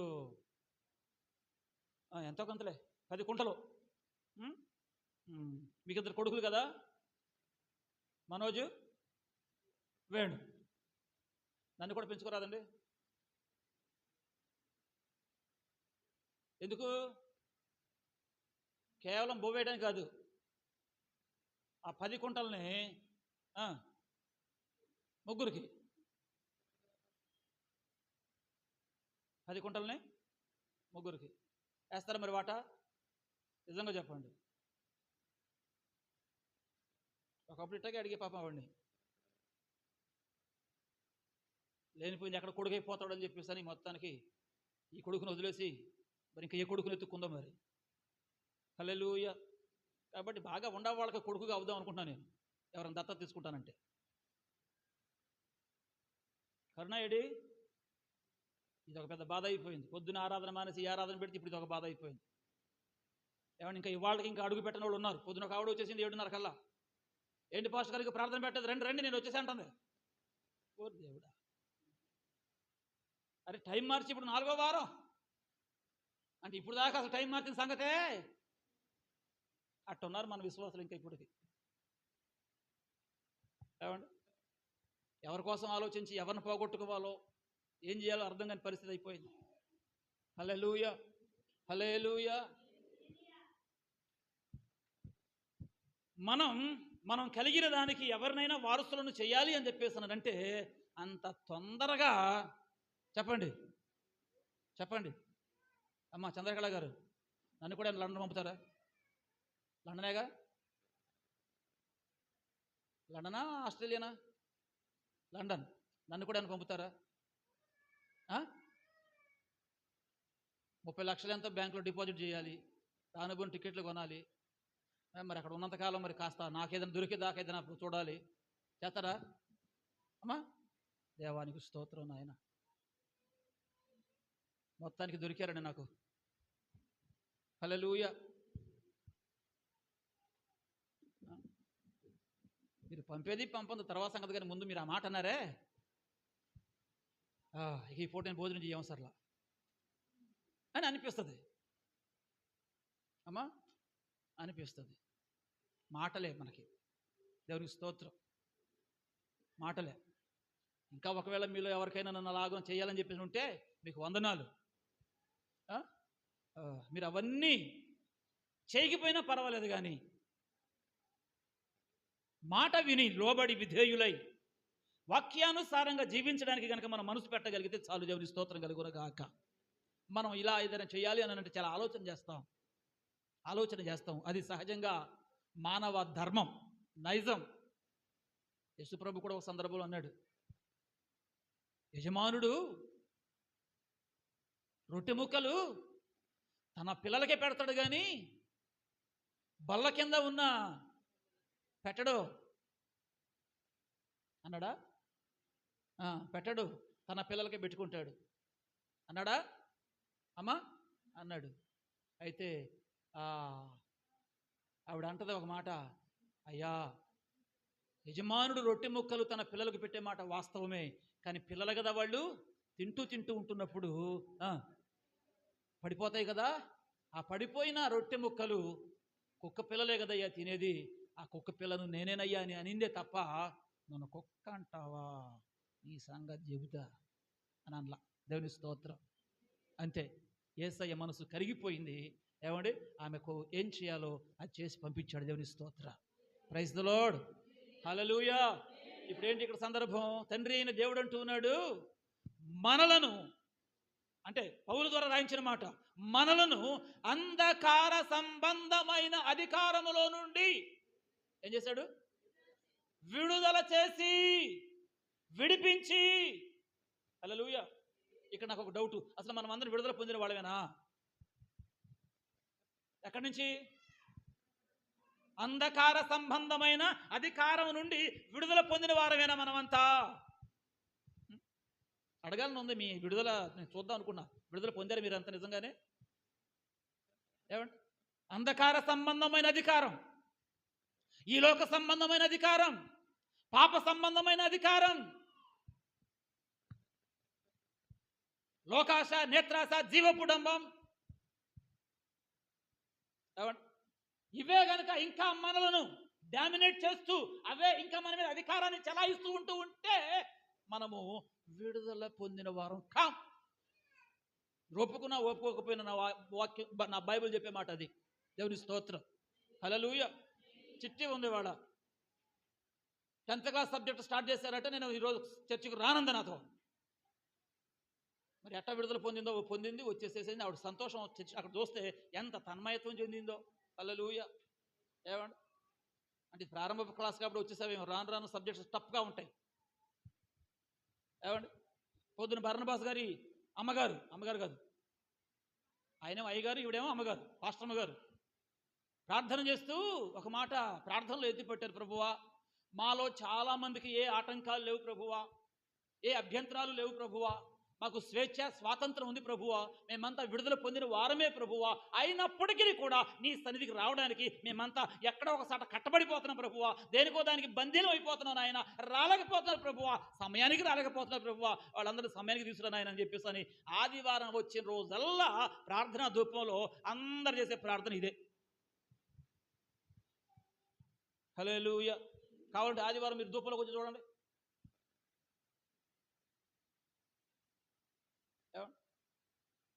ఎక్కడ కట్టబడకూడదు మనం? అంధకార సంబంధమైన అధికారంలో. ఏరి అమ్మోళ్ళేరి, ఎక్కడ కట్టేసి వచ్చావు? నాన్న ఎక్కడ కట్టేసి వచ్చావు? ఏమండి కొంతమంది పోయిన వారం ఎక్కడ కట్టబడ్డారు మీరంతా? దాన్ని నేను తెంపుకొని రాలేనంత పెద్ద పరిస్థితి అది, అంత పెద్ద సమస్య అది, అంత పెద్ద ఇబ్బంది అది అని చెప్పేస్తానంటే కాదు. అది చాలా చిన్న, చెప్పండి, దానికి కట్టిన తాడు కూడా చాలా చిన్న, జస్ట్ అంటే అయిపోద్ది.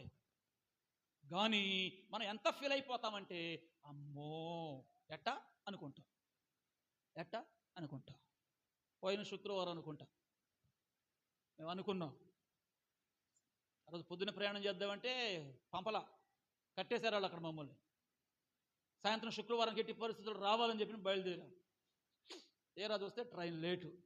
మీరు నమ్మండి, ఆ శుక్రవారం అలా వచ్చి కాళ్ళు చేతులు పెట్టుకుని స్నానం లేదు, బట్టలు మార్చుకుంటూ ఏమీ లేదు, ఎట్టా అక్కడ బయలుదేరేమో జంక్షన్లో అట్టాగే వచ్చి శుక్రవారం ఆరాధన జరిపించాం. దేవుని స్తోత్రం. హల్లెలూయా.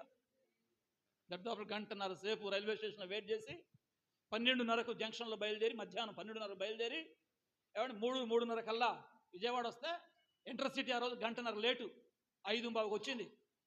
ఖమ్మం దిగేటప్పటికి 7 అయింది, ఇంటికి వచ్చేటప్పటికి 7:15 అయింది. అప్పటికే మీలో కొంతమంది వచ్చి ఉన్నారు. చెప్పొచ్చు మీరు చేసుకోండి కాసేపు ప్రార్థన పోండి అని చెప్పేసి అని అన్నావా?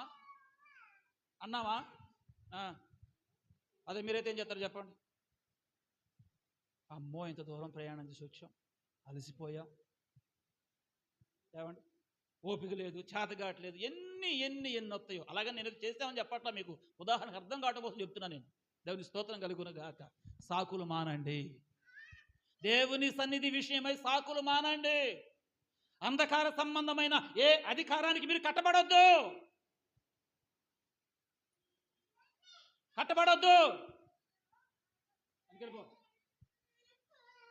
అంధకార సంబంధమైన ఏ అధికారానికి కట్టబడొద్దు. ఏది మిమ్మల్ని కట్టకూడదు చెప్పండి? ఏది కూడా మిమ్మల్ని కట్టేయకూడదు. నేను ఫలానా చోట కట్టబడిపోయానండి, ఫలానా చోట ఉండిపోయానండి, ఫలానా చోట ఆగిపోయానండి, ఇది ఈ కారణం అండి. అది పెద్ద కారణం కాదు, అది పెద్ద కారణం కాదు. అది అందుచేత క్రీస్తునందు ప్రియమైన వారురా, ఎందుకు అది కారణంగా మనం చేసుకోకూడదంటే, దేవుడు రేపొద్దున మనకిచ్చే ప్రియులరా ఆ స్వాస్థ్యం ఏదైతే ఉందో అది సామాన్యమైనది కాదు. అది ఎవరి స్వాస్థ్యం? అది ప్రభువు యేసుక్రీస్తు వారి స్వాస్థ్యం. అది ఆయన రాజ్యం, అది ఆయన పట్టణం, అది దేవుని స్తోత్రం. దానికి నీకు అది అర్థం కావట్లా. ఏది ఆయన మనలను ఎందుకు విడుదల పొందమంటున్నాడో, ఎందుకు విడిపిస్తానంటున్నాడో అది మనకు అర్థం కావటంలా. అది మనకు అర్థం కాక ప్రియమైన వారురా అక్కడక్కడే ఆ కట్టుకొని చుట్టూ తిరుగుతున్నాం మనం. ఎందుకు మనము ఎందుకు విడుదల పొందాలో, విడుదల పొందిన మనలను దేనికి ఆయన వారసులను చేస్తానంటున్నాడో అది అర్థమైతే ప్రియమైన వారురా, ఇవి ఏవి కూడా ఎన్నదగినవి కావు. వెళ్ళిపోయానకి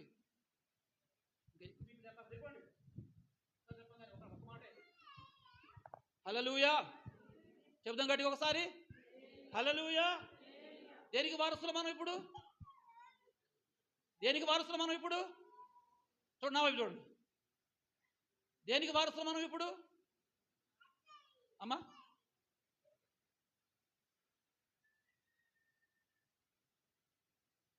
దేనికి వారసులు ఇప్పుడు మనం?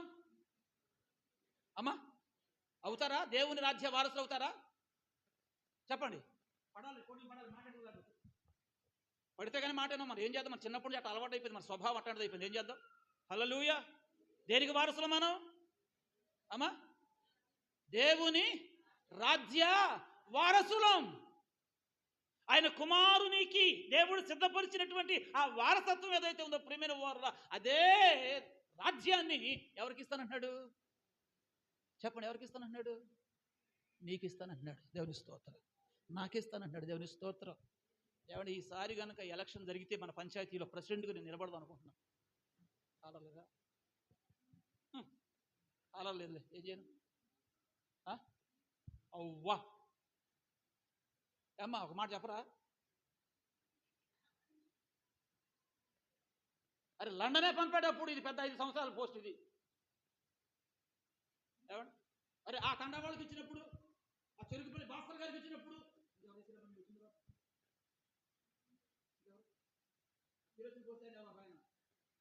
ఆయనకి ఇచ్చినప్పుడు నాకేం తక్కువ?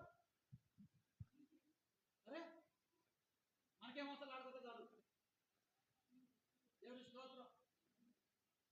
ఎవరికి ఎన్ని డౌట్లు ఉన్నప్పుడు ఈ సాధ్యం ఉంటాయండి. ఒక 5 సంవత్సరాలు పదవి ఇవ్వడానికి ఇన్ని ఆప్షన్లా, ఇంత ఫిల్టరింగా? జస్ట్ 5 years సంపాదించేదేం లేదు, పోగొట్టుకోవడం తప్ప. కాస్త త్యాగం కలిగినోడైతే, రాబట్టుకునేవాడైతే అందులో ఉన్నా లేకపోయినా ఎందులో ఉన్నా నడుస్తూనే ఉంటాయి. యేసు రక్తమే. గట్టిగా ఒక స్తోత్రం చెప్పండి. అట్లాంటప్పుడు యుగ యుగాలు దేవుడు ఆయనతో కూడా సింహాసనం ఇచ్చి ఆయన పక్కన కూర్చోబెట్టుకుంటానన్నాడే. ఏమవుతాను? కూర్చోబెట్టుకుంటాను నేను. అర్థమైందా? ఎక్కడ కూర్చోబెట్టుకుంటాను అన్నాడు? అమ్మ, నేను అందుకోసం అడగలా, ఇది చెప్పడం కోసం అట్లా రావాల్సి వచ్చింది. లేనిపోయింది. మళ్ళీ దేవుని స్తోత్రం కలుగునుగా. ఎక్కడ? తన కుమారుని రాజ్య వారసులుగా చేయడానికి దేవుడు నిన్ను ఏం చేయమంటున్నాడు? అరుణ కొట్టన ఏడనే వద్దు, అడ్డపడబాకు, కూర్చో. నువ్వు అడ్డపడదు, కూర్చో అక్కడ. ఏమండి? దేవుని స్తోత్రం. చెప్పండి, ఏమంటున్నాడు దేవుడు? దేనికి వారసత్వం ఇస్తానంటాడు మనకు? చెప్పండమ్మా. ఆయన కుమారుని రాజ్య వారసత్వాన్ని ఇస్తానంటున్నాడు ఆయన. అది ఇవ్వడం కోసం నిన్ను ఆయన ఏమంటాడు? ఆ ఏనుగులాగా ఉండబాక అంటున్నాడు. ఎటా? ఆ ఏనుగులాగా. ఏం చేసింది ఏనుగు? అది ఎప్పుడో చిన్నప్పుడు తెలిసి తెలియని వ్యవహారం. అరే తెలిసి వచ్చిన తర్వాత కూడా నేను అక్కడికే వెళ్ళి మూతి పెడతా, నేను ఇక్కడే ఉంటానని చెప్పేసినానంటే ఏమండి? కాబట్టి తన కుమారుని రాజ్య వాసులుగా చేయడం కోసం ప్రియమైన వారులరా ఆయన మనలను విడిపించాడు. విడిపింపబడిన మనం, విడుదల నొందిన మనం తిరిగి దాని వైపు మనం చూడకూడదు. అది నైజం అయిపోయింది. మన పితరులు ఇశ్రాయేలీలు ఉన్నారే, ఐగుప్తు నుంచి బయటకు వచ్చారా లేదా? వచ్చారు. రాగానే వాళ్ళకి ఏదో ఒకటి ఎదురొచ్చింది. ఏంటది? సముద్రం. ఏమన్నారు అప్పుడు వాళ్ళు? ఈ సముద్రం చంపడానికి తెచ్చాడు మనల్ని. ఇక్కడ చచ్చేదానికంటే తిరిగి మరలా మనం యేసు రక్తం అనిపిస్తుందా మీరు ఎవరికన్నా? అలాగును కనుక అనిపించింది కదా అని చెప్పేసి మోషే ఆ రోజు వదిలిపెట్టేసినట్టయితే వాళ్ళకి కానాను దక్కేది కాదు. అలాగని చేరారా అంటే అందరు దారిలోనే అయిపోయారనుకోండి. వాళ్ళ సమయం అయిపోయింది కాబట్టి, కొంతమంది భిన్నంగా ప్రవర్తించారు కాబట్టి రకరకాల కారణాలు ఉన్నాయి. ఏది ఏమైతే మొత్తానికి వాళ్ళ వారసులైన వెళ్ళారుగా. దేవుని స్తోత్రం చెప్పండి. మరి మోషే వదిలేశాడు వాళ్ళని? వదిలేమంటారా మిమ్మల్ని? వదిలేమంటారా? మీరు తిరిగి లోకంలోకి వెళ్ళిపోతామండి, తిరిగి లోక సంబంధమైన కార్యకలాపాలలో మునిగి తేలుతామండి, తిరిగి మేము అక్కడే కట్టబెడతామండి, మాకు అదే బాగుందని చెప్పినానంటే కొన్నిసార్లు మళ్ళీ దేవుని యొక్క వాక్యం చేత మిమ్మల్ని కాస్తా ఏమంటారు దీన్ని? అయ్యో చిన్న చిన్న వాహనాలు వస్తున్నాయి ఇప్పుడు, బళ్ళు. ఏమండి, దాని లోపల బ్యాటరీ ఏమి ఉండదు. ఒక్కసారిగా దాన్ని మనం పట్టుకొని చెప్పండి, కీ ఇచ్చి ఉన్నంత వరకు ఇచ్చి వదిలిపెట్టామనుకోండి, ఏం చేస్తుంది? బొమ్మ వెళ్ళిపోద్ది. ఎంతసేపు? ఆ వడి ఉన్నంత వరకు వెళ్తుంది, మొత్తం మళ్ళీ అక్కడ ఆగిపోద్ది. మళ్ళీ ఏం చేయాల్సి వస్తుంది? నీకు ఇక్కడ కీ ఇచ్చిన పోవేంటి పోతుంది, అది పోదు. మళ్ళీ ఏం చేయాలి? అదే ఇక్కడ మేము చేసేది. హల్లెలూయా, హల్లెలూయా, హల్లెలూయా. చెప్పండి అయ్యా, మీరంతా కీ ఇస్తే కానీ ఏ కీ అండి? వెళ్ళడం కోసం ఇస్తే వెళ్ళడం. రివర్స్ కీ కూడా ఉంటుందా? ఉండదనుకుంటా. మనం తిప్పుకోవాల్సిందే. మళ్ళీ దేవుని స్తోత్రం కలుగును గాక. ఏమండి, మరి పోలిక మీకు ఎట్లా అనిపించిందో కానీ, దేవుని సన్నిధానంలో ప్రియమైన వారురా, మనమందరము కూడా అంధకార సంబంధమైన అధికారములో నుండి, అమ్మ చెప్పండి, ఏం పొందాం? మనమంతా విడుదల పొందాం. దేవుడు మనల్ని విడిపించాడు. విడిపించి ఇప్పుడు నడిపిస్తున్నాడు. ఎక్కడికయ్యా అని చెప్పిస్తున్నానంటే, తన కుమారుని రాజ్య వారసులుగా చేయడానికి. ఎంత కట్టబడ్డాము అని అంటే దాని అర్థం ఏంటంటే, మనము ఆయన కుమారుని కొరకు దేవుడు సిద్ధపరిచినటువంటి ఆ స్వాస్యానికి, ఆ రాజ్యానికి దేవుడు మనకిచ్చే ఆ వారసత్వాన్ని, ఏది ఈ మధ్య ఒక మాట బాగా వింటున్నాను, రెన్యువల్ అంటున్నారండి. రెన్యువల్ అంతేనా? నాకు వచ్చినా చెప్పడం నానా? రెన్యువల్ అంటే తెలుగులో రీస్టార్ట్ కూడా ఇంగ్లీషేగా అమ్మా. తిరగ రాయించుకోవడం అంటే అది ఒక్క సందర్భానికే వర్తిస్తుంది. అది కరెక్టే పదం అది. రెన్యువల్. ఇప్పుడు మన బండికి ఇన్సూరెన్స్ అయిపోయింది, రెన్యువల్ చేసుకోండి అంటారు. తిరిగి రాయించుకోవడమేనా? ఇంకా చాలా సందర్భాల్లో వాడతారు ఆ పదాన్ని, రెన్యువల్ చేసుకోవడం. ఒకటి చేయకపోతే ఏంటంట నానా? పునరుద్ధరణ. వెరీ గుడ్ నానా, పునరుద్ధరణ. అచ్చమైన గ్రాంధికలో చెప్పాడు బిడ్డ. దేవుని స్తోత్రం కలుగును గాక. మనమంటే కాస్త మనం ఇదిగా మనకు ఎట్ట వస్తాయి, అది చదువుకున్నాడు. దేవుని స్తోత్రం కలుగునుగా. పునరుద్ధరణ. Okay very good. పునరుద్ధరణ ఎప్పుడు చేసుకోవాలి నాన్న? రెన్యువల్ ఎప్పుడు చేసుకోవాలి? నా డ్రైవింగ్ లైసెన్సు పోయిన సంవత్సరం అయిపోయింది. తీరా రెన్యువల్ చేయించుకుందామని చెప్పేసి ఏదో ఉండదని పట్టుకుని వెళితే ఆయన అన్నాడు, అది డ్రైవింగ్ లైసెన్సే, కానీ ఆయన అన్నాడు, ఇది చెల్లదండి, ఒరిజినల్ కావాలండి అన్నాడు. సోమలా ఉందా ఏంటది? ఒరిజినల్ ఉందా? లేదు సార్, ఇది ఒరిజినలే, కాకపోతే అది ఎక్కడ పెట్టినా గుర్తు రావడం లేదు, దొరకట్లేదు అని చెప్పేస్తానంటే, కుదరదండి, ఒరిజినల్ ఉంటేనే రెన్యువల్ చేస్తాం, లేకపోతే మళ్ళీ మీరు కొత్తగా అప్లై చేయాల్సిందేనని చెప్పేసి 4,500 రూపాయలు ఖర్చు అయినాయి మళ్ళీ నాకు.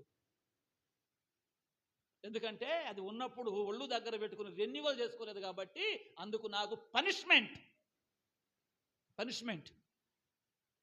అదే పనిష్మెంట్ నాకు లేకోకుండా ఉండాలి అని చెప్పేసానంటే, దాన్ని జాగ్రత్తగా నేను అట్టి పెట్టుకొని, దాని సమయం వచ్చినప్పుడు దానికంటే ముందుగానే నేను రెన్యువల్ చేసుకుంటే 1,500తో అయిపోద్దంట. ఎంత? కానీ ఇప్పుడు ఎంత కట్టాల్సి వచ్చింది? ఎంత ఎక్స్ట్రా పడింది నాకు పెనాల్టీ? ప్రియమైన వారు మీకు చెప్పనివ్వండి, దేవుని సన్నిధిలో దేవుడు మనకు అనుగ్రహించబోయే ఆ స్వాస్యం ఏదైతే ఉందో, ఆ వారసత్వం ఏదైతే ఉందో, దానికి నేను హక్కుదారును అని చెప్పేసి ఎప్పటికప్పుడు మనము రెన్యువల్ చేసుకుంటూ ఉండాలి. దేవుని స్తోత్రం కలుగును గాక. హల్లెలూయా. ఆ రెన్యువల్ చేసుకోవడం కోసమే ఆయన సన్నిధికి రావాలి, ఆయనను ఆరాధించాలి. నేను నీ బిడ్డనే ప్రభువా, నేను విడుదల పొందిన వాడనయ్యా అని చెప్పేసి అన్నట్టుగా ప్రియమైన వారులా మన విడుదలను ఆయన సన్నిధికి వచ్చి, ఆయన సన్నిధిలో మనం కనబడి, ఆయనకు మనలను మనం రెన్యువల్ చేసుకోవాలి. దేవుని స్తోత్రం. అంతేగాని మనం రెన్యువల్ చేసుకునే ఈ క్రమములో ఒకవేళ మనం గనక ఎక్కడో కట్టబడిపోయామనుకోండి, ఎక్కడ ఉండిపోయి ఆయన సన్నిధిలో కనబడలేదనుకోండి, మన రెన్యువల్టీ ఏమైపోద్ది?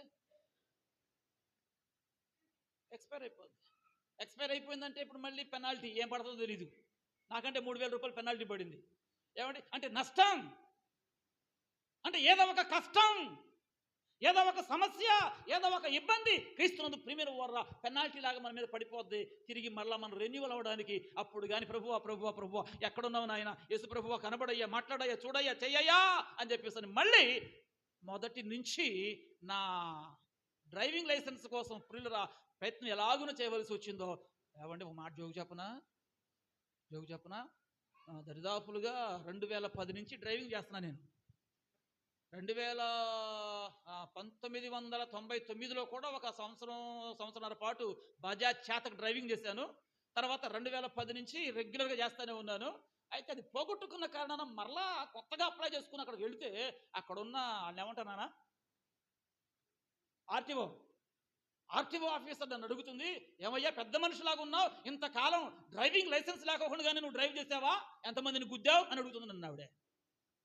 అబ్బా ఎంత సిగ్గు అనిపించిందో.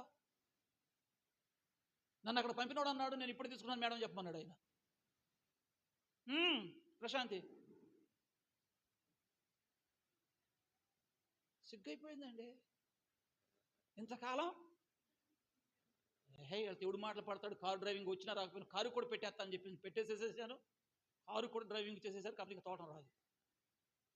కాబట్టి నా దగ్గర కార్డు ఉంది, ఇప్పుడు డ్రైవింగ్ లైసెన్స్ ఉంది, నాకు కారు డ్రైవింగ్ లైసెన్స్ ఉంది. ఇప్పుడు నాకు ఎవరైనా కారు ఇవ్వడమే ఆలస్యం. ఇది దేవుని స్తోత్రం. సురేష్ ఎప్పుడు కొంటున్నానా? సురేష్ ఎప్పుడు కొంటున్నా కారు? ఫస్ట్ డ్రైవింగ్ నీ బండి మీద ప్రయోగం చేద్దాం అనుకుంటున్నా. వెళ్దామా? నీకు వచ్చా? Very good. నా పక్కన ఉంటే చాలు, నేను తోలేస్తా. మా జాస్మిన్ అడగలేదు, నా కింద కనుక నువ్వు ఉంటే మమ్మీ 1000 మంది కానీ వండి పెట్టేస్తా. ఎంతమందికి? ఎవరుంటే ఆవిడ కింద ఉండాలంట, ఆవిడ కింద ఉంటేనే ఇవి వండి పెట్టిద్దంట. కాబట్టి సురేష్ నాతో ఉంటే డ్రైవింగ్ వచ్చు కాబట్టి 1000 కిలోమీటర్లని తోలేస్తా. దేవునికి స్తోత్రం. గట్టిగా ఒక హల్లెలూయా చెప్పండి. Praise the Lord. మన రెన్యూవాలిటీని ప్రియమైన వారిలో చేసుకోవాల్సిన సమయంలో చేసుకోలేకపోతే తప్పదు, చెల్లించక భారీ అన్నట్టుగా ఉండదు పరిస్థితి. అందుచేత మనము విడుదల పొందిన వారము, విడుదల పొందిన మనం ఆయన రాజ్య వారసులం. దేవునికి స్తోత్రం. Praise the lord. హెబ్రీ పత్రిక 2వ అధ్యాయం, హెబ్రీ పత్రిక 2వ అధ్యాయము 15వ వాక్యం చదవన్నాను. కాబట్టి ఆ ఆ పిల్లలు పిల్లలు రక్త మాంసములు గలవారైనందున ఆ ప్రకారమే మరణము యొక్క బలము గలవానిని అనగా అపవాదిని మరణము ద్వారా నశింప చేయుటకును జీవిత కాలమంతయు మరణ భయము చేత దాస్యమునకు లోబడిన వారిని విడిపించుటకును ఆయన కూడా రక్త మాంసములలో పాలివాడాయెను. రక్త మాంసములలో పాలివాడాయెను. ఎవరైనా? మన ప్రభు అయిన యేసయ్య. ఎందుకు ఆయన రక్త మాంసాలలో పాలివాడయ్యాడట? అక్కడ చాలా స్పష్టంగా వ్రాయబడి ఉంది. ఆ పిల్లలు దేవుని పిల్లలు, దేవుని చేత నిర్మింపబడిన వారు, సృజింపబడిన వారు, రూపుదిద్దబడిన వారు, రక్త మాంసములు కలిగి ఉన్నందున, రక్త మాంసాలు కలిగి ఉన్నారు కాబట్టి మరణము యొక్క బలము వారిని అణిచివేస్తుంది గనుక, నశింపజేస్తుంది గనుక, ఆ మరణ భయము అనేటటువంటి దాస్యము క్రింద నుంచి తన పిల్లలను విడిపించడానికి ప్రభువైన యేసయ్య ఈ లోకానికి రక్త మాంసములు కలిగిన వాడై శరీరధారిగా ఆయన రావాల్సి వచ్చిందట. దేవునికి స్తోత్రం. అంటే ఎవరి కోసం వచ్చినట్టు? ఇప్పుడైనా నా కోసమే, మీకోసమే. మనం ఎవరం? ఆయన పిల్లలం అనండి. మనం ఎవరం? ఎవరి పిల్లలం మనం? స్తోత్రం చెప్పండి. మీకు మాట చెప్పలేమండి. ఇక్కడ మన కులం ఏదైనా, ఇక్కడ మన వర్ణం ఏదైనా, మన వర్గం ఏదైనా, మన పార్టీ ఏదైనా, మన ప్రభావం ఎంతైనా, ప్రియమైన వారురా, విడుదల పొందవలసిన అంధకార సంబంధమైన అధికారం నుండి కనుక మనం బయటికి రాగలిగితే, రావడానికి ఆయన మనం తీసుకుని వస్తూ ఉండగా మనం ముందుకు నడవగలిగితే, మనం ఆయన కుమారుని రాజ్య వారసులం అవడం కోసం అని చెప్పేసి ఇదిగో ఆయనే ఈ లోకానికి తన కుమారుని పంపించి ఆయన ఇప్పుడు మనలను తన పిల్లలుగా చేసుకున్నాడు. దేవునికి స్తోత్రం. హల్లెలూయా. ఎవరి పిల్లలమ్మ మీరు? మీకు తెలుసో లేదో, మనకు తెలియకోకుండానే మన అన్య సహోదరులు కొన్నిసార్లు కొంతమంది మనలను ఇలాగున సంబోధిస్తారు. మీరు దేవుడి పిల్లలుగా? ఎవరి పిల్లలు మీరు? మీరు దేవుడి పిల్లలుగా అంటే ఇండైరెక్ట్ దాని అర్థం ఏంటి? మేము మీరు అది సంగతి. ఎటయ్యా మనం? ఇదిగో మన ప్రభు అయిన యేసయ్య అక్కడ నుండి ఇక్కడికి పంపబడ్డాడు. ఎందుకంటే మనం ఆయన పిల్లలం కాబట్టి, రక్తమాంసాలు కలిగి ఉన్నాం కాబట్టి, రక్తమాంసాలు కలిగి ఉన్నటువంటి శరీరంగా మనం ఉన్నాం కనుక మన మీద అపవాది ఏ భయం? మరణ భయం. చెప్పండి, ఉందా మీకు ఎవరికన్నా? అమ్మో చచ్చిపోతాను అని భయం వేస్తున్నా ఎవరికన్నా? ఈ భయం ఉంటే మనం ఆయన పిల్లలం కాలే. మరి ఏముండకూడదు ఇప్పుడు నాకు? రేపు చస్తానన్నా కూడా ఎలా ఉండాలి మనం? అమ్మో చంపేస్తారేమో, అమ్మో కొడతారేమో, అమ్మో తిడతారేమో, ఏమైనా అంటారేమో. ఇట్లాంటి వ్యక్తిత్వం కనుక మనలో డెవలప్ అయింది అనుకోండి, మనం ఇంకా పొందవలసిన చోట నుంచి విడుదల పొందలేదు అని అర్థం. హల్లెలూయా, హల్లెలూయా చెబుదాం గట్టిగా ఒకసారి. మరణ భయము చేత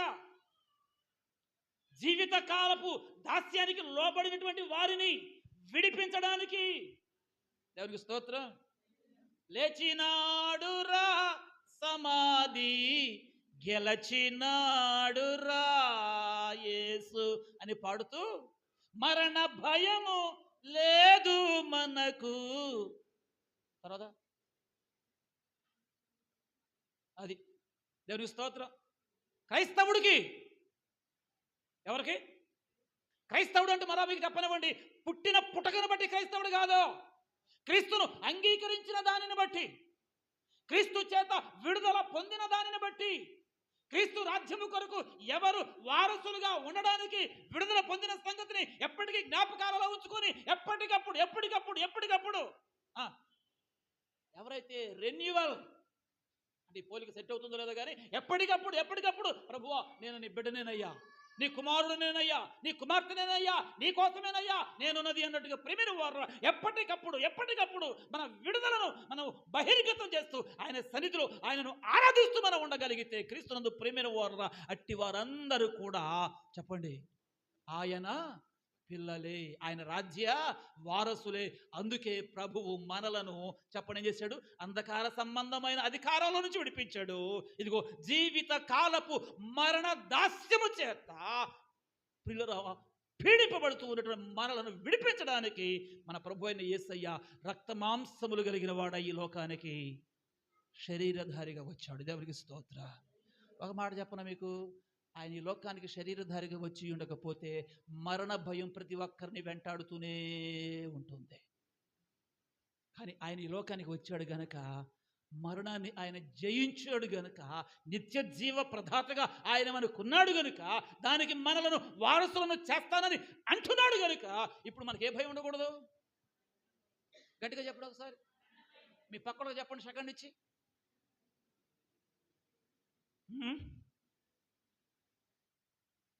ఉందా ఎవరికన్నా? అమ్మా కాబట్టి మిమ్మల్ని అందరూ వేసేయమంటారా? AK-47 ఎవరి ముందరానా ఉంటే తీసుకున్నాడు, షూట్ చేసేస్తాను. అమ్మో అప్పుడైతే ఎట్టాగన్నా, ఇప్పుడైతే ఎట్టాగారు?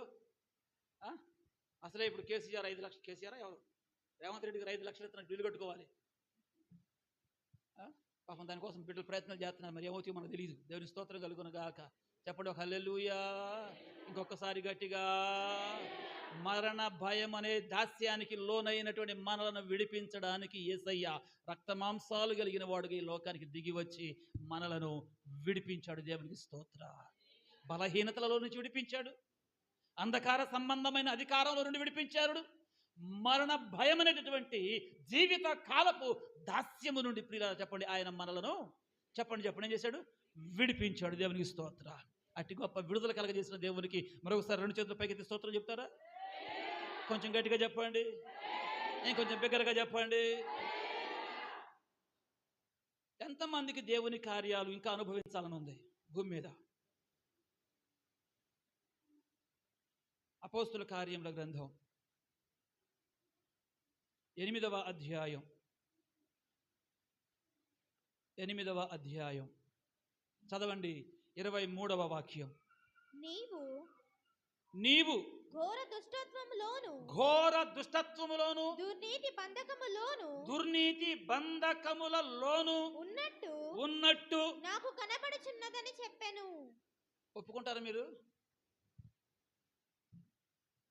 ఒకవేళ ఉన్నది ఏదైనా కనబడితే కనబడిన దానిని బట్టి, ఏమండి, కనబడిన దానిని బట్టి పేతురు యోహానులు ఆనాడు ఈ సీమోన్ అనబడినటువంటి గారడీవాడిని హెచ్చరించినట్లుగా హెచ్చరిస్తే, ఏమండి, ఎంతమంది ఒప్పుకుంటారు? ఎంతమంది ఇష్టపడతారు? అస్సలు ఒప్పుకో, అస్సలు ఇష్టపడం. ఈ 8వ అధ్యాయంలో 9వ వచనం నుంచి మీరు చదువుకుంటూ అలాగున వస్తే ఈ వృత్తాంతం అంతా మీకు అర్థమవుతుంది. ఇతని పేరు సీమోను. ఏ సీమోను? గారడి. గారడి అంటే ఏంటి? ఉన్నవి లేనట్టుగా చూపిస్తారు, లేనివి ఉన్నట్టుగా చూపిస్తారు. వాళ్ళు గారడి వాళ్ళు ఏదో బ్రతుకు తెరువు కోసం చేస్తారు. ఇవాళ చాలామంది చేస్తున్నారులేండి. ఇవాళ చేసేదంతా అదే. భక్తి పేరుతో ఇవాళ, సేవా పేరుతో ఇవాళ, సేవకుడును అనే పేరుతో ఇవాళ, పాస్టర్ను అనే పేరుతో ఇవాళ, ప్రజలకు ఏదో మేలు చేస్తున్నాను అనేటటువంటి భ్రమలో ఇవాళ చాలామంది చేసేది ఈ గారడియే. ఏంటి గారడి అంటే ఏంటి? ఉన్నది లేనట్టుగా, లేనిది ఉన్నట్టుగా వాడు చేయగలడు. వాడికి ఆ శక్తి ఉంది. అందుకు నేను కూడా ఒక ఎగ్జాంపుల్నే. మా చిన్నప్పుడు స్కూల్కి వెళ్తా ఉంటే గుడివాళ్ళ హాస్టల్లో చదువుకుంటూ మొత్తానికి ఒక చోట ఇంత డబ్బు కూడా పెట్టుకొని కొట్టుకుంటూ మొదలు పెట్టాడు. బుడు అని చెప్పేసి అందరూ కూడారు అక్కడ. ఏంట్రా ఇడు ఏం చేస్తాడని చెప్పేసి వెళ్ళా. వాడి దగ్గర తాసుపాము ఉంది, ఏవో తాయిత్తులు ఉన్నాయి, ఇంకేవో చిన్న పుల్లలు ఏవో ఉన్నాయి. మహత్వం అంటున్నాడు, గమ్మత్తు అంటున్నాడు, వాడు మాయ అంటున్నాడు, మంత్రం అంటున్నాడు. అబ్బో ఏం మాట్లాడుతున్నాడో, సరే చూద్దామని చెప్పేసి నేను వెళ్ళా. నాకు అప్పటికి కాస్త ప్రార్థన వచ్చు కొద్దిగా. యేసయ్యా సూత్రం అనుకుంటా వెళ్ళా. వెళ్తే వాడు మా అందరి చేతిలో డబ్బులు పెట్టాడు. పెట్టినప్పుడు పెట్టాడు చూద్దాం, రూపాయి పెట్టాడు. రూపాయి బిళ్ళ. నేను అనుకున్నా ఇది వేసుకుని వెళ్ళిపోతే 4 జీళ్ళు వస్తాయి అనుకున్నా నేను. కానీ అటు చేతికి ఇచ్చిన తర్వాత అన్నాడు, మీకు రూపాయి బిళ్ళ ఇచ్చాను, అది పుచ్చుకొని మీరు వెళ్ళిపోకూడదు, అది పుచ్చుకొని మీరు వెళ్ళిపోతే అనకూడదు, కానీ ప్రియమైన వారురా మీకు ఏదో జరగరాంది జరిగిపోద్ది అని చెప్పేసి వాడు నోటి మాటతో అందరు అక్కడ బంధించేశాడు. ఓరి నాయనో అని చెప్పేసి అక్కడ ఉండిపోయావు. ఆ తర్వాత కాసేపటి వాడు చెప్పాల్సిందో చెప్పి చేయాల్సినంత కూడా చేసేసి మీ చేతిలో రూపాయి బిళ్ళ ఇవ్వండి అని చెప్పేసానంటే చెయ్యి ఓపెన్ చేస్తే నా చేతిలో రూపాయి బిళ్ళ లేదు. పైగా వాడు అంటాడు, నా రూపాయి బిళ్ళ నువ్వు తీసుకున్నా ఇవ్వట్లేదు, నీ మీద కేసు పెడతాను చెప్పేసి మరి పెద్ద గొడవ. అట్లా కొంచెం సేపు జనాల్ని కొంచెం బురుడి కొట్టించి చివరికి వాడు బాధ ఏంటంటే వాడి దగ్గర చెట్టు ఏర్లో కొన్ని ఉన్నాయి, అవి అమ్ముకోవాలి, దాంతో 4 రూపాయలు సంపాదించుకోవాలి. వాడి బాధ అది. ఈలోపు చేసిన ఇదంతా గారడి. హల్లెలూయా. ఏమండి, ముందు గారడి ఉంది, మంత్రతంత్ర విద్యలు ఉన్నాయి, చేస్తున్నారు వాళ్ళు. అలాంటి వాడు ఇది కూడా. అయితే ప్రభువును ప్రియమైన వారు గమనించండి, ఈ వృత్తాంతంలో సంగతి ఇంత గారడి చేస్తూ జనాల్ని మభ్యపెడుతూ ప్రజలందరినీ ఆయన వైపు ఆకర్షించుకున్నాడట. ఆ తర్వాత మొత్తానికి ఈ పేతురు యోహానులు ఆ ప్రాంతానికి వెళ్ళారు సువార్త ప్రకటించడం కోసం. వాళ్ళు సువార్త ప్రకటిస్తూ ఉంటే, సువార్త వింటున్న వారిలో కలిగిన విశ్వాసాన్ని బట్టి అనేకులు అక్కడికి వస్తూ ఉంటే వాళ్ళ విషయాల్లో దేవుడు అద్భుతాలు చేస్తున్నాడు. దేవుని స్తోత్రం. వీడు చేసేదేమో గారడి, వీళ్ళు చేసేదేమో అద్భుతాలు. ఇది చూసి గారడి వాడికి మనసు వచ్చింది, అబ్బో వీళ్ళు నాకంటే ఇంకా పెద్ద లావున్నారు, కాబట్టి నేను వీళ్ళకి శిష్యుని అయిపోతే ఆ విద్యంతా నాకు నేర్పిస్తారు, అందుచేత నేను ఇంకా బాగా అని అనుకుని వెంటబడ్డాడు. కొంతకాలం సాగింది. క్రీస్తునందు ప్రేమైన తర్వాత జరిగిన సంగతి అంతా కూడా మీకు తెలుసు, చదువుకోండి. అయితే వీళ్ళు ఎవరి నెత్తి మీద చేతులు పెట్టి ప్రార్థన చేస్తారో వాళ్ళందరూ కూడా పరిశుద్ధాత్మను పొందుకొని అన్య భాషలు మాట్లాడటం మొదలు పెట్టారంట. దేవుని స్తోత్రం. ఇది చూసి గారడి వాడు అంటాడు, ఈ వరం నాకు కావాలని చెప్పేసి అని ఇంత పెద్ద మూట కూడా తీసుకుని వెళ్ళి వాళ్ళ చేతుల్లో పెట్టి ఆ వరం నాకు ఇవ్వండి అని చెప్పేసానంటే, అప్పుడు ఈ పేతురు యోహానులు మాట్లాడుతూ చెప్పినటువంటి మాట అదేమిటయ్యా అని చెప్పేసానంటే మీరు చదివారు ఇప్పుడు 23వ వచనం. ఏమని? దానికంటే ముందు ఒకసారి నేను చదువుతున్న చూడండి, ఒకసారి పైన 21వ వచనం. నీ హృదయము దేవుని ఎదుట సరి అయినదిగా కాదు కనుక ఈ కార్యమందు నీకు పాలు పంపులు లేవు, కాబట్టి ఈ నీ చెడుతనమును మానుకొని మారు మనసు నొంది ప్రభువును వేడుకొనుము. ఒకవేళ నీ హృదయాలోచన క్షమింపబడవచ్చునని చెప్పి తర్వాత అంటారు వాళ్ళు, నీవు ఎక్కడున్నావు? ఘోరమైన దుష్టత్వములోను దుర్నీతి అనబడినటువంటి బంధకములోను ఉన్నట్టుగా మాకు కనబడతా ఉంది. హల్లెలూయా. ఎట్ట కనబడుతుంది? ఎట్ట కనబడుతుంది? ఏమండి? ఘోర దుష్టత్వములోను దుర్నీతి బంధకములలోనూ ఉన్నట్టు నాకు కనబడుతూ ఉంది. హల్లెలూయా. ఒప్పుకున్నాడు మరి మనోడు? ఒప్పుకునే మనసు ఉందంటారా మనుషులకు ఈ రోజున? ఏమండి? ఒప్పుకోరు, ఒప్పుకోరు, ఒప్పుకోరు. 24 వచ్చినట్టు అందుకు సీమోను, మీరు చెప్పిన వాటిలో ఏదియు నా మీదికి రాకుండా మీరే నా కొరకు ప్రభువును అబ్బా మీరే వేడుకోండి. మరి నువ్వేం చేస్తా? నీకుంటేగా ముందు మనసు, నువ్వు అప్పగించుకుంటేగా, ప్రభువుని వేడుకుంటేగా. వాళ్ళని చెప్పారు, నీ హృదయం దేవుని సరైన లేదురా బాబు, ఒకవేళ నువ్వు కనుక చెడుతనం మానుకొని మారు మనసు పొంది ప్రభువుని వేడుకో నాయనా అని వాళ్ళు చెబితే ఈ అయ్యగారు ఏమంటున్నాడు? ఏమంటున్నాడు? మీరే వేడుకోండి. ఏం చేయండి? మీరే వేడుకోండి. హల్లెలూయా. నిజమో అబద్ధం తెలియదు కానీ ఇద్దరి మధ్య ఒక సంభాషణ జరిగిందట. ఒకడికంట ముక్కులోంచి శివుడు బాగా కారుతుందంట. బాగా చక్కగా ఉండి మనం కనుక బెల్లం పాకం పడతాం చూడండి అరిసి ఉండడానికి, బెల్లం పాకం పడతాం చూడండి అరిసి ఉండడానికి, అంత చక్కగా పట్టి కారుతుందట. పాప ఎదురుగా ఉన్న యశ్వంత్ అంటోడు చూసి, అంకులా ముక్కులో శివుడు వస్తుంది అంకులా, తీసుకోరాదు అంకులా అన్నాడట. అప్పుడు పెంకులు అన్నాడట, అరే ఇక తీసి పెట్టరా చేతావా అమ్మో.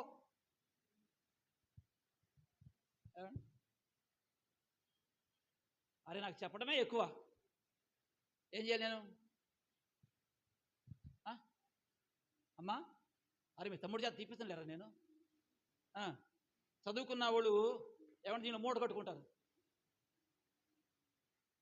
అదే నానండి చదువు రానుడైతే అంటాడు. హల్లెలూయా. ఇదిగో ఈ నట్టంటోడే. పేతురు యోహాను చెప్పారు, అరే నీ మనసు బాగోలేదురా, నీ బ్రతుకు బాగోలేదురా, నీ వ్యవహారం బాగోలేదురా, నీ నడవడి బాగోలేదురా, నీ ప్రవర్తన బాగోలేదురా, నీ హ్యాబిట్స్ బాగోలేదురా నాయనా, మారు మనసు పొందు, పశ్చాత్తాపపడు, ప్రభువుని వేడుకో అని చెప్పేస్తానంటే ఈ అయ్యగారు అంటాడు, ఏమన్నాడండి? మీరే నా కొరకు ప్రభువును. మంచిదా ఈ విధానం? మంచిదా ఈ విధానం? అట్లాంటి మనస్తత్వాన్ని కలిగి ఉంటే ప్రియమైన అటువంటి వాడు విడుదల పొందుతాడా, ఇంకా కట్టబడతాడా? ఆల్రెడీ నేను చెప్తున్నాడు, అరే నీ ఎందుకు కనబడుతుందిరా బాబు, విడుదల పొందయ్యా, దాని నుంచి బయటపడు. ఇంకెంతకాలం గారుడి చేస్తావు? ఇంకెంతకాలం జనాన్ని మభ్యపెడతావు? ఇంకెంతకాలం జనాన్ని దోచుకుంటావు? ఇంకెంతకాలం జనాల రక్తాన్ని తాగుతావు? రా, అయిపోయింది టైం. హల్లెలూయా. తప్ప పైగంటాడు, నా కొరకు మీ ప్రభువుని మీరే వేడుకోండి. మరి నువ్వేం చేస్తావు? నువ్వేం చేస్తావు? ప్రియమైన వారులారా, ఈ విధానంతో గనక మనుషులు ఉంటే విడుదల పొందటం అసంభవము. చెప్పండి, విడుదల పొందటం అసంభవము. అది జరుగునట్లుగా దేవుని సన్నిధానంలో ప్రియమైన వారులారా. మరి తర్వాత మళ్ళీ నాకు ఎక్కడ ఈయన కనపడలేదండి. పొందాడా? విడుదల పొందాడా? లేదు. అక్కడతో ఆయన వృత్తాంతం ఏమైపోయింది? కట్, ముగిసిపోయింది. మన కథ అలా ముగియకూడదు. దేవుని స్తోత్రం. మన కథ గమ్యం చేరాలి. తన కుమారుని రాజ్య వారసులుగా చేయడానికి ఆయన మనం విడుదల చేశాడు కాబట్టి అది పొందుకోవాలి. దేవుని స్తోత్రం. అది పొందుకోవడం కోసం ఇక్కడ మన వాడికి ఏమడ్డం వచ్చింది? ఘోరమైన దుష్టత్వమును, దుర్నీతిని ఏమండి అతనిని బంధించి వేసే గనుక అతని గురించి ఇలాగ మాట్లాడవలసిన పరిస్థితి ఏర్పరచబడినట్టుగా దేవుని యొక్క లేఖన భాగంలో ప్రియమైన వారులారా మనం ఇక్కడ చూడగలుగుతూ ఉన్నాము. దేవునికి స్తోత్రం కలుగునుగాక. కాబట్టి మనందరికీ విడుదల దేవుడు ప్రసాదించాడు. చెప్పండి, ఏం ప్రసాదించాడు? విడుదల దేవుడు ప్రసాదించాడు. ఎందుకు? తన కుమారుని రాజ్య వారసులను చేయడానికి. ఇప్పుడు విడుదల పొందిన మనం తిరిగి మరలా ఇదిగో ఈ కార్యాలలోనికి మనం వెళ్ళకూడదు. పైగా నేను చెప్పిన మాట ఏంటండి? మీరే నా కొరకు ప్రభువును ఏం చేసుకోండి? మీరే ప్రార్థన చేసుకోండి. శుక్రవారం ఉపవాస ప్రార్థన మీరే పెట్టుకోండి. పాస్టమ్మ గారు స్త్రీలు కూడా మేము 20 తారీఖున మీరే పెట్టుకోండి. అది మీదది, మాది కాదు, మీరే పెట్టుకోండి. ఏంటంటే సాయంత్రం ఎక్కడండి ప్రార్థన? మీ ఇంటోనమ్మా? మీరే చేసుకోండి ప్రార్థన. మీరు వచ్చేవాళ్ళు ఎవరు వస్తారు, వాళ్ళు వస్తారులే, వాళ్ళతో పెట్టుకోండి. మీరే పెట్టుకోండి, మీరే చేసుకోండి అనకూడదు. ఏం చేయకూడదు చెప్పరే అమ్మా? చెప్తే ఎక్కడ కట్టుబడాల్సి వచ్చిందో విడుదల పొందుతారా? కట్టబడతారు? ఇంకా ఇంత చెప్పిన తర్వాత కూడా అమ్మ చెప్పండి, మీ ఇష్టం, చాయిస్ ఈజ్ యువర్స్. చెప్పడం నా ధర్మం, చెప్పి చేతులు కడుక్కోవడం నా ధర్మం. దేవుని స్తోత్రం కలుగును గాక. పేతురు యోహానయ్య గారు చెప్పారు. చెప్పినప్పుడు వింటే వేడుకోరా బాబు, ప్రభుని వేడుకోరా, ప్రభుని ప్రార్థన చేసుకోరా, ప్రభు దగ్గర రారా మేము పెట్టకూడదు కాడికి రారా, మారు మనసు పొందరా, వదిలిపెట్టరా, రారా బాబు అని చెప్పేస్తానంటే అమ్మ సమాధానం ఏంటండి? చెప్పండి అమ్మా. మరి మీరేమంటారమ్మా? మీ అందరికి వందనాలు. మేమే వేడుకోవాలా? మేమే ప్రార్థన పెట్టుకోవాలా? శుక్రవారం ప్రార్థన మేమే పెట్టుకోవాలి, స్త్రీల కుటుంబం మేమే పెట్టుకోవాలి, కుటుంబ ప్రార్థన మేమే చేసుకోవాలి, మేమే వెళ్ళాలి, మేమే రావాలి. మరి మీరేం చేస్తారు?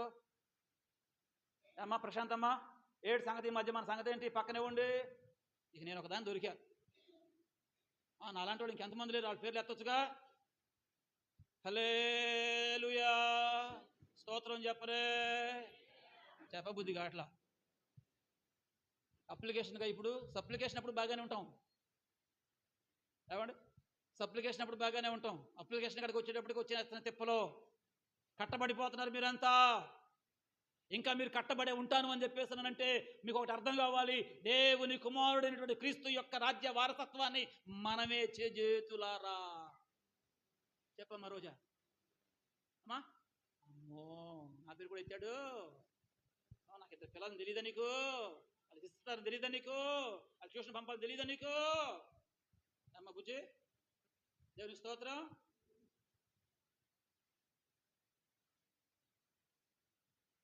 మీరే చేసుకోండి. ఎవరి మాట అది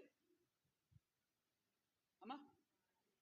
ఎవరి మాట చెప్పండి అమ్మా. మీ నోటి ముచ్చలు రాలిపోలే కానీ గారడి సీమోను మాట మీరే చేసుకోండి, మీరే వేడుకోండి. మేము వేడుకుంటాం. ఆ సంగతి నువ్వు చెప్పం సర్లా. ఆ సంగతి మీరు చెప్పాల్సిన అవసరం లేదు. శుక్రవారం ప్రార్థన పెట్టుకోండి అని చెప్పి మీరు చెప్పాల్సిన అవసరం లేదు. 20వ తారీఖు కూటం మీరే పెట్టుకుని మీరు చెప్పాల్సిన అవసరం లేదు. కూటం ఏ ప్రార్థన మీరు పెట్టమని చెప్పాల్సిన అవసరం లేదు. మేము చేసేది చేసుకుంటానే పోతాం. మీరు మాత్రం తోటలాగే ఉండండి. ఆయన వచ్చేస్తాడు, మమ్మల్ని తీసుకెళ్ళిపోతాడు. మీరు అక్కడ అర్థమవుతుందా? వ్యర్థమవుతుందా? నేను చెప్పేది ఏమైనా నిజం అనిపిస్తుందా, లేకపోతే మిమ్మల్ని ఏమైనా ఇబ్బంది పెడుతుందా? హల్లెలూయా, హల్లెలూయా. కొంచెం గట్టిగా అనబాకండి దయచేసి. 2025లో మీ అందరికి మరోసారి వందనాలండి. అనబాకండి. కట్టబడబడి మీరు అన్నారంటే కట్టబడ్డారని అర్థం. మీరు ఇక్కడ కనబడలేదంటే కట్టబడ్డారని అర్థం. అయ్యనుగులాగా మీరెవరు ఉండకూడదు. దేవుని స్తోత్రం. హల్లెలూయా, హల్లెలూయా. అపోస్తుల కార్యాలు 16వ అధ్యాయం. త్వరగా 2 మాటలు ప్రార్థన చేసుకుందాం. మా పండు లేచి నిలబడ్డాడంటే ఇక ముగించమని అర్థం. ఏమండి? అపోస్తుల కార్యాల గ్రంథం పర్లేదు రా, 16వ అధ్యాయం. అమ్మా అయిపోయిందా? పాస్టర్ గారు కూడా గంట కొట్టిందట. 16వ అధ్యాయం. ఏం చేద్దాం మరి? మీరు ఆలస్యంగా వచ్చారుగా. నేను ఎక్కడ వచ్చాను పాస్టర్ గారు అనబాకండి. పాస్టర్ గారు 16వ అధ్యాయం 26వ వాక్యం చదువునానా? అప్పుడు అకస్మాత్తుగా మహాభూకంపము కలిగెను. చెరసాల పునాదులు అదిరెను. వెంటనే తలుపులన్నీ తెరుచుకొనెను. అందరి బంధకములు. ఆ మాట అందరానండి, కొంచెం గట్టిగానండి, ఇంకొంచెం గట్టిగానండి. అందరి బంధకములు అనండి.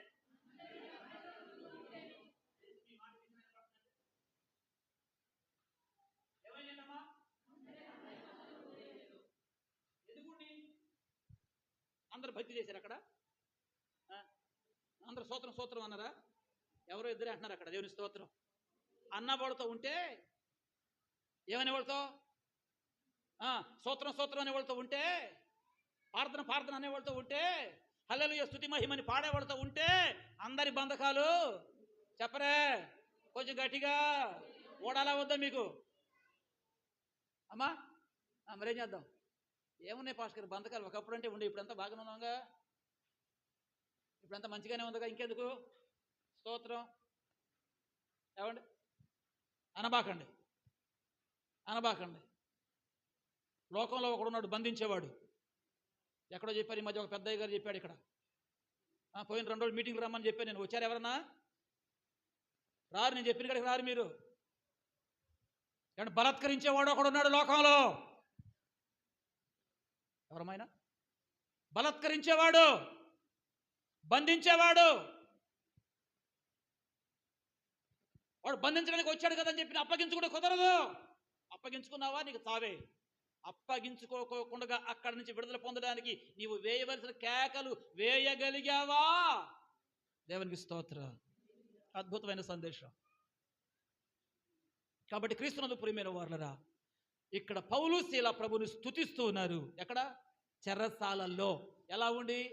కాళ్ళేమో బొండాలతో బిగించేశారట, చేతులేమో ఏమంటే బొండాలతో బిగించేశారట, ఒళ్ళంతానేమో గాయం. మాత్రమే కాదు, వారితో ఉన్న వారందరి కొరకు కూడా తన గొప్ప కార్యాన్ని జరిగించాడు. వాళ్ళందరి బద్ధకాలు అమ్మా ఏమైపోయినాయి? ఏమైపోయినాయి? ఎక్కడ ఉన్నారు వాళ్ళు? చెరసాల. ఎవరితో ఉన్నారు వాళ్ళు? స్తుతించే వారితో ఉన్నారు అనండి, ఆరాధించే వారితో ఉన్నారు అనండి, వాక్య ధ్యానం చేసే వారితో ఉన్నారు అనండి. ఏమ్మా అనమంటాగా? అర్థం కావట్లేదు నా భాష. అనడమే కాదు, మనం అంతా ఉందాం. ఏం చేద్దాం? మనమంతా ఉందాం. ఉంటే అప్పుడు బంధకాలన్నీ దేవుని స్తోత్రం. ఏది మిమ్మల్ని బంధించిందో వాటి అన్నిటి నుంచి ప్రియమైన వారు ప్రభు చెప్పండి ఏం చేస్తాడు? విడిపించేస్తాడు. దానియేలు గ్రంథం 3వ అధ్యాయం. త్వరగా వస్తున్నాం, ముగింపులోకి వస్తున్నాం. దానియేలు గ్రంథం 3వ అధ్యాయం చదవండి, 20వ వాక్యం. మరియు తన సైన్యములో ఉండు బలిష్ఠులలో కొందరిని పిలవనంపించి షద్రకును మెషకును అబేద్నెగోను ఏం చేసి? చెప్పండి కొంచెం గట్టిగా, అందరూ చెప్పాలండి. బంధించి వేడిమి గల మండుచున్న ఆ గుండములో వేయుడిని ఆజ్ఞ ఇయ్యగా వారు వారి అంగీలను, నిలవటంగీలను, పై వస్త్రమును దక్కిన వస్త్రమును తీయకయే ఉన్న పాటున ముగ్గురిని వేడిమి కలిగి మండుతూ ఉన్న ఆ గుండమున పడవేసిరి. రాజాజ్ఞ తీవ్రమైనందున గుండము మిక్కిలి వేడిమి గలదైనందున షద్రకు మేషకు అబేద్నెగోలను విసిరి వేసిన ఆ మనుషులు అగ్ని జ్వాలల చేత కాల్చబడి చనిపోయిరి. షద్రకు మేషకు అబేద్నెగోను ఆ ముగ్గురు మనుషులు ఏమై బంధింపబడిన వారై వేడిమి గల మండుచున్న ఆ గుండములో పడగా రాజుకు నెబుకద్నెజరు ఆశ్చర్యపడి తీవ్రముగా లేచి మేము ముగ్గురు మనుషులను ఏం చేశాం? బంధించి ఈ అగ్నిలో వేసితిమి కదా అని తన మంత్రులను అడిగెను. వారు రాజా సత్యమే అని రాజుతో ప్రత్యుత్తరం ఇచ్చిరి. అందుకు రాజు నేను 4 మనుషులను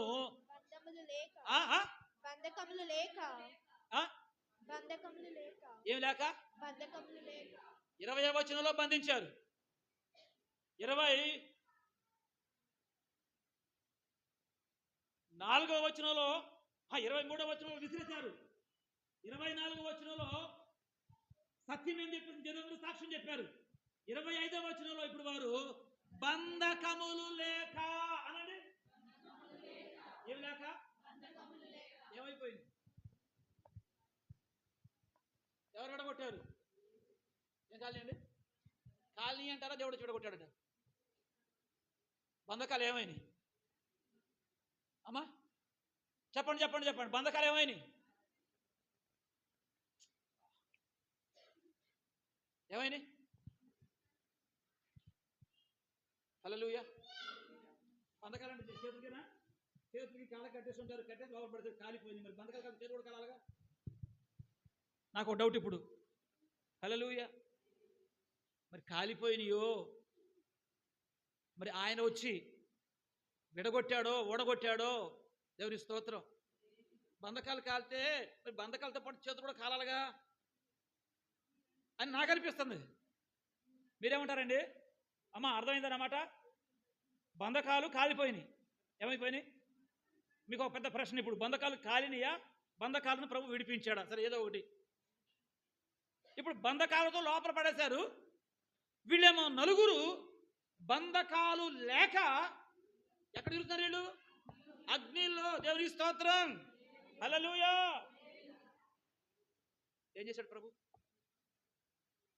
బంధకాలు కాలిపోయినాయి. వాళ్ళ వెంట్రుక మాత్రం, వాళ్ళ వస్త్రం మాత్రం, వాళ్ళ కంటి, ఏమంటారు వీటిని? దేవుని స్తోత్రం చెప్పండి. అంటే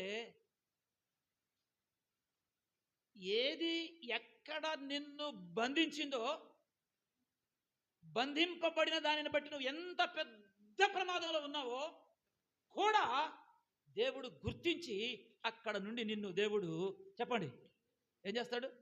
ఏం చేస్తాడు? కొంచెం గట్టిగా చెప్పండి. అరే, తినరాలేదేమి? ఏం చేస్తాడమ్మా? స్తోత్రం చెప్పండి, గట్టిగా స్తోత్రం చెప్పండి. బంధకాలు కాలిపోయినాయి, కానీ అవి తప్ప మరి ఇంకెక్కడా కూడా ఒక్క చిన్న లేదు. దేవునికి స్తోత్ర. పాత నిబంధనలో విడిపించువాడుగా ఉన్నట్టుగా ఆయన మనకు పరిచయం అవుతున్నాడు.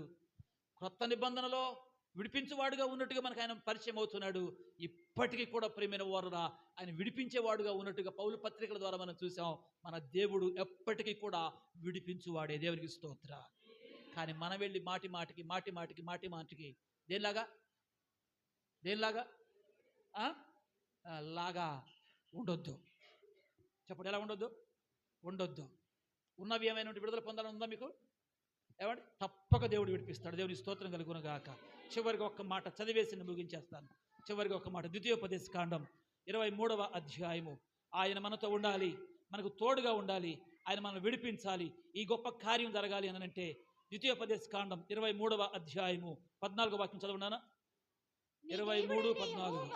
మీ దేవుడైన యెహోవా మిమ్ములను విడిపించుటకును నీ శత్రువులను నీకు అప్పగించుటకును నీ పాళెములో ఆయన సంచరించుతూ ఉండను గనుక ఆయన నీలో అసహ్యమైనది దేనినైనా చూచి నిన్ను విడవకుండునట్లు నీ పాళెము ఎలా? ఏంటది? నీ పాళెము ఎలా ఉండాలి? పరిశుద్ధముగా ఉండవలెను. నీ పాళెము, నీ పట్టణము, నీ గృహము, నీ శరీరము, నీ దేహము, నీ విశ్వాసము, నీ భక్తి ఎలా ఉండాలి? ఉంచుకోగలిగితే, పరిశుద్ధతకు పెద్దపీట వేయగలిగితే, నిన్ను విడిపించడానికి నీ దేవుడు నీతో కూడా ఉంటాడు, నీ చుట్టూ ఉంటాడు. అంతేగాని నీలో నాలో ఆయనకు అసహ్యమైనది ఏదైనా కనబడిందా? చెప్పండి. ఉంటాడా? ఈ మధ్య మేము ఎక్కడో ఆగాం. అక్కడే ఉండి ఒక ఆయన ఎదిగిచ్చాడు అని చెప్పేసాను. ఇద్దరం ఉన్నాం మేము. చూశాడు ఒక్కసారి ఆయన మమ్మల్ని. ఆయన్ని నేను చూసా, సీరియస్గా చూసా. అంతే, సారీ అండి మేము చూసుకోలేదండి అని చెప్పేసి అక్కడి నుంచి దాటి ముందుకు వెళ్ళిపోయారు. ఏంటది? హల్లెలూయా. ఏమండి? మనకు అసహ్యమైనది ఏదైనా ఎదుటివాడు చేస్తేనే మనకు అంత సిర్రెత్తుతుందే. దేవునికి అసహ్యమైనవి ఏవైనా మనలో ఉంటే దేవునికి ఇంకెంత ఏమండి? అందుచేత ఆయన ఏం చేస్తాడు చెప్పండి? చివరి ఒకసారి వచ్చిన ఒకసారి అందరు చదవండి ఒకసారి ప్రార్థన చేసుకుందాం. 23:14 అందరు చదవాలి. నీ దేవుడైన యెహోవా నిన్ను విడిపించుటకును. ఏం చేయడానికి? ఎవరినైనా సరే. నిన్ను అంటే అక్కడ నిన్ను దగ్గర నన్ను అని పెట్టుకోండి.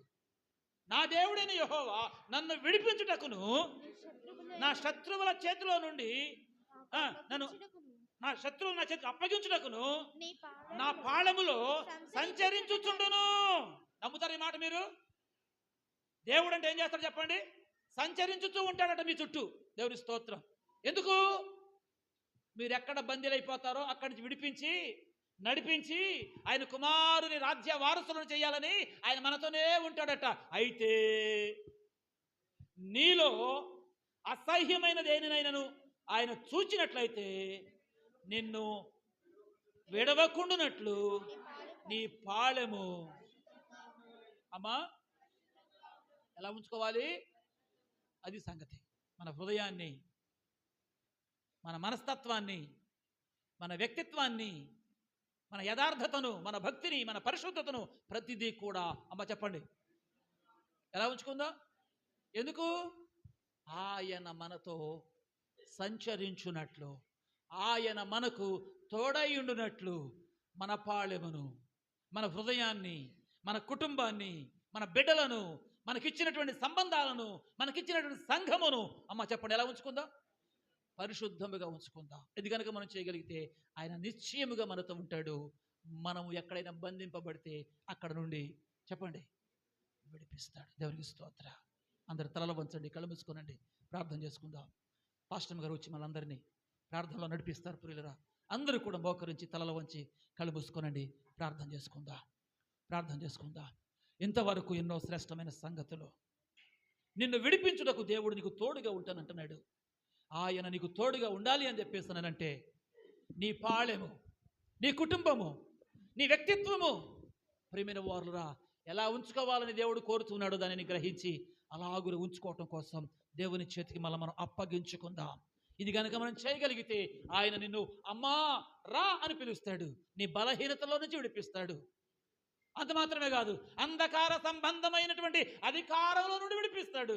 అంత మాత్రమే కాదు, జీవిత కాలపు మరణ దాస్యమైనటువంటి బానిస సంఖ్యల నుండి, భయము నుండి విడిపిస్తాడు.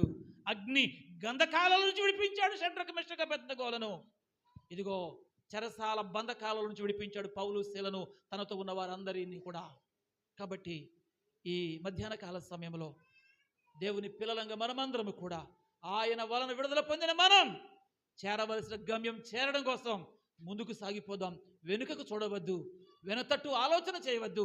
అటుది ఏదైనా కలిగితే ప్రభువా నన్ను క్షమించయ్యా, ఇక ముందు నేను నీ మహిమ కొరకు ప్రభువా ఎక్కడ నేను కట్టబడనయ్యా, ఎక్కడ నన్ను నేను అప్పగించుకోనయ్యా, ఇది నా తీర్మానం ప్రభు అని కనుక మీరు ప్రభు సన్నిధిలో అడగాలనుకుంటే మీ చేతులు పైకెత్తి ప్రభువుని అడగండి.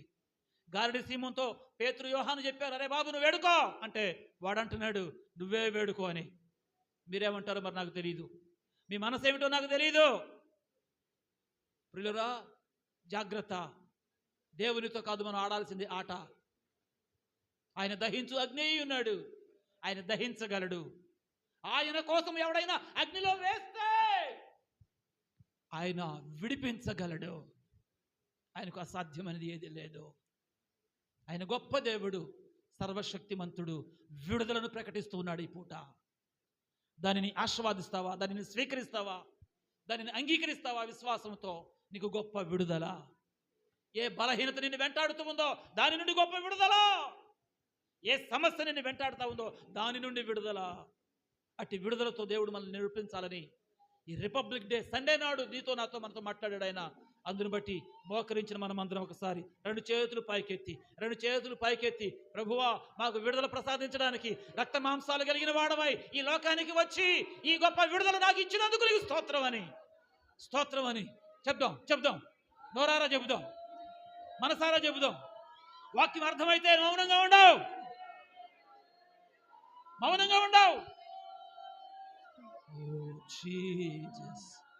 జీసస్ హల్లెలూయా. స్తోత్రం నాయన. ప్రార్థన చేసుకుందాం.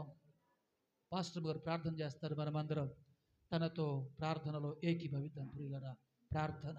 మహోన్నతుడైన తండ్రి, సర్వశక్తి కలిగిన దేవ, యేసయ్యా నీకు వందనాలు ప్రభువా. మరొక పునరుత్థాన దినమన్నాడు మీ సన్నిధిలో ఎలాగున్న కూడి మిమ్మల్ని ఆరాధించడానికి దేవా, మీ మాటలు మేము విస్తారంగా వినడానికి మీరు కృప చూపించారు. మీకు స్తోత్రాలు నైనా. నిజమే ప్రభువా. దేవా నైనా, చిన్నప్పటి నుండి నైనా ఎప్పుడు ఎక్కడ కట్టబడతామో ఆ కట్టబడిన దానిలో ఇంకా పెరిగినప్పటికీ, ఇంకా మీ సన్నిధిలో ప్రభువా భక్తి తెలిసినప్పటికీ దేవా ఇంకా అక్కడే కట్టబడి ఉంటే మీరు దయతో క్షమించమని ప్రార్థిస్తున్నాం. దేవా నీకు వందనాలు. దేనికి బానిసలమై దేనిని ప్రభు మాకు నైనా దేనికి కట్టుకుంటున్నామో దయతో మీరు చూడమని ప్రార్థిస్తున్నాం. అందరి బంధకాలు ఊడేటట్లుగా అందరి బంధకాలు నాయన నువ్వు విడిపించడానికి దిగి వచ్చిన మా తండ్రి నీకు వందనాలు, నీకు స్తోత్రాలు. నాయన నీ పిల్లలు రక్తమాంసములు గలవారైనందున నీవు ప్రభువా మేము మరణానికి బానిసలుగా మరణం మా మీద ఉంది కనుక ప్రభు దాన్ని విడిపించడానికే నీవు నైనా ప్రభు రక్తమాంసములు కలిగి ఈ లోకానికి వచ్చిన దేవా నీకు వందనాలు. ప్రభువ మా తండ్రి మమ్మల్ని ఎంతగా ప్రేమించావు నాయన, మా యందు ఎంత దయ కలిగి ఉన్నావు నాయన, ఇందును బట్టి మాకు అర్థమైంది దేవా నీకు వందనాలు. మేము నశించిపోవడం, మేము నరకానికి పోవడం నీ చిత్తము కాక నీకు ఇష్టము లేక మా కొరకు రక్త మాంసములు కలిగిన వాడుగా దిగి వచ్చావు ప్రభువ. నీ రాజ్య వారసులుగా నీ కుమారుని రాజ్య వారసులుగా మమ్మల్ని చేయడానికి దేవా నీకు వందనాలు ప్రభువ. అంధకార సంబంధమైన నాయన ప్రభు అటువంటి కార్యాలకు మేము బంధింపబడకుండగా ప్రభువ తేజో సంబంధుల వారసత్వములోనికి మమ్మల్ని తీసుకొని వెళ్ళండి. నీ కుమారుని రాజ్య వారసులుగా మమ్మల్ని చేయడానికి దేవా నీవు మాకు ఏర్పాటు చేసిన ఆ రాజ్యాన్ని మేము స్వతంత్రించుకోవడానికి మీరు సహాయం చెప్పని ప్రార్థిస్తున్నాం. చెప్పబడిన మీ మాటలు మా ప్రతి ఒక్కరి హృదయాల్లో మీరు భద్రపరచండి ప్రభువ. పరిశుద్ధాత్మ దేవుడు నీకు వందనాలు. మేమందరము నైనా దేవా బంధకములో ఉండి నైనా మిమ్మల్ని స్తుతించే వారితో నిజంగా పౌలు గారు ప్రభు ఎలాగున్న నైనా చెరసాల్లో ఉన్నప్పుడు దేవా నైనా అనేక దెబ్బల చేత కొట్టబడినప్పటికీ మీ యందు భయభక్తులు కలిగిన వాడు కనుక ప్రభువ దేవా ఎలాగున్న మిమ్మల్ని స్తుతించారో, పౌలు శీలులు మధ్యరాత్రి వేళ ఎలాగో మిమ్మల్ని సేవించారో, కీర్తనలు పాడారో నైనా దేవా వారి బంధకాలే కదయ్యా అందరి బంధకాలు ఊడిపోయినాయి ప్రభువ. మేమందరము నైనా ఒకరికొకరము అందరము కలిసి మిమ్మల్ని స్తుతించడం మీకు నాయన ప్రార్థించడం మాకు నేర్పించండి. మేమందరితో సహవాసము కలిగి దైవ బిడ్డలతో సహవాసము కలిగి ఉన్నప్పుడే మా అందరి బంధకాలు ఊడిపోతాయని గొప్ప నైనా దేవా మీ మాటలు మాకు బోధించినందుకు నీకు వందనాలు నైనా. యేసయ్యా నీకు వందనాలు. ఎటువంటి పరిస్థితిలోనైనా మా కొరకు నీవు దిగి వచ్చి మా అందరి బంధకాలు, పాపమనే బంధకాలు నైనా లోకమనే బంధకము నుంచి మమ్మల్ని విడిపించి మీ రాజ్య వారసులుగా చేసినందుకు నీకే స్తోత్రాలు ప్రభువా. ఇంకా ఇంకా ప్రభువా లోకం వైపు చూడక, లోకాశల వైపు చూడక ప్రభువా మీ సమయాన్ని ప్రభువా మీకు అప్పగించి నాయన మీ సన్నిధిలో ప్రతి సమయమందు ప్రభువా ప్రతి సమయమందు నాయన మీ సన్నిధిలో మిమ్మల్ని ఆరాధించేవారిగా, మిమ్మల్ని స్తుతించేవారిగా, మీ నామాన్ని ఘనపరిచేవారిగా మీరు సహాయం చే. అందుకు గాను ఏ ఆటంకాలు పెట్టుకొని మీ సన్నిధికి దూరం అవుతున్నామో దాని నుండి విడిపించి ప్రభువా పాలెమును పరిశుద్ధముగా ఉంచుకుంటే, పవిత్రముగా ఉంచుకుంటే నీవు సంచారము చేస్తానన్నావు ప్రభువా. నా హృదయంలోనికి రానైనా, మా కుటుంబంలోనికి రానైనా, మా సంఘ బిడ్డలందరి కుటుంబాలలోనికి మీరు రండి నాయనా ప్రభువా. మేమందరము పరిశుద్ధంగా ఉండి నాయన పవిత్రముగా ఉండి నీ రాజ్యము కొరకు ఎదురు చూచినప్పుడు నైనా మాలోనికి వచ్చి నీవు సంచారము చేసి మాకు కావలసిన దీవెన, ఆశీర్వాదము, క్షేమము అన్నిటినీ నీవు అనుగ్రహించే నాథుడా మీకే స్తోత్రాలు, వందనాలు. ఈ దిన దీవెనలతో మమ్మల్ని నింపమని కోరుకుంటూ యేసు ప్రభు పరిశుద్ధ నామమున అడిగి వేడుకుంటున్నాను తండ్రి, ఆమేన్. ఇప్పుడు మన ప్రియ పరమ తండ్రి అయిన దేవాది దేవుని దివ్యమైన దయ, రక్షకుడు ప్రభు యేసుక్రీస్తు వారి యొక్క అమూల్యమైన కృప, పరిశుద్ధాత్మ నిత్య సన్నిధి సహవాసం ఈనాటి ఆరాధనలో పాల్గొని ప్రభుని స్తుతించి ఆరాధించి తిరిగి వెళుతున్న మనకును, మన వలె ప్రభుని ప్రేమించు సర్వలోక పరిశుద్ధులకును ప్రభు రాకడ వచ్చే వరకు సదాకాలము తోడై ఉండి నడిపించును గాక. యేసు రక్తమే జయం, శిలువ రక్తమే జయం. ప్రభు యేసు నామమునకు సంపూర్ణ విజయము కలుగును గాక.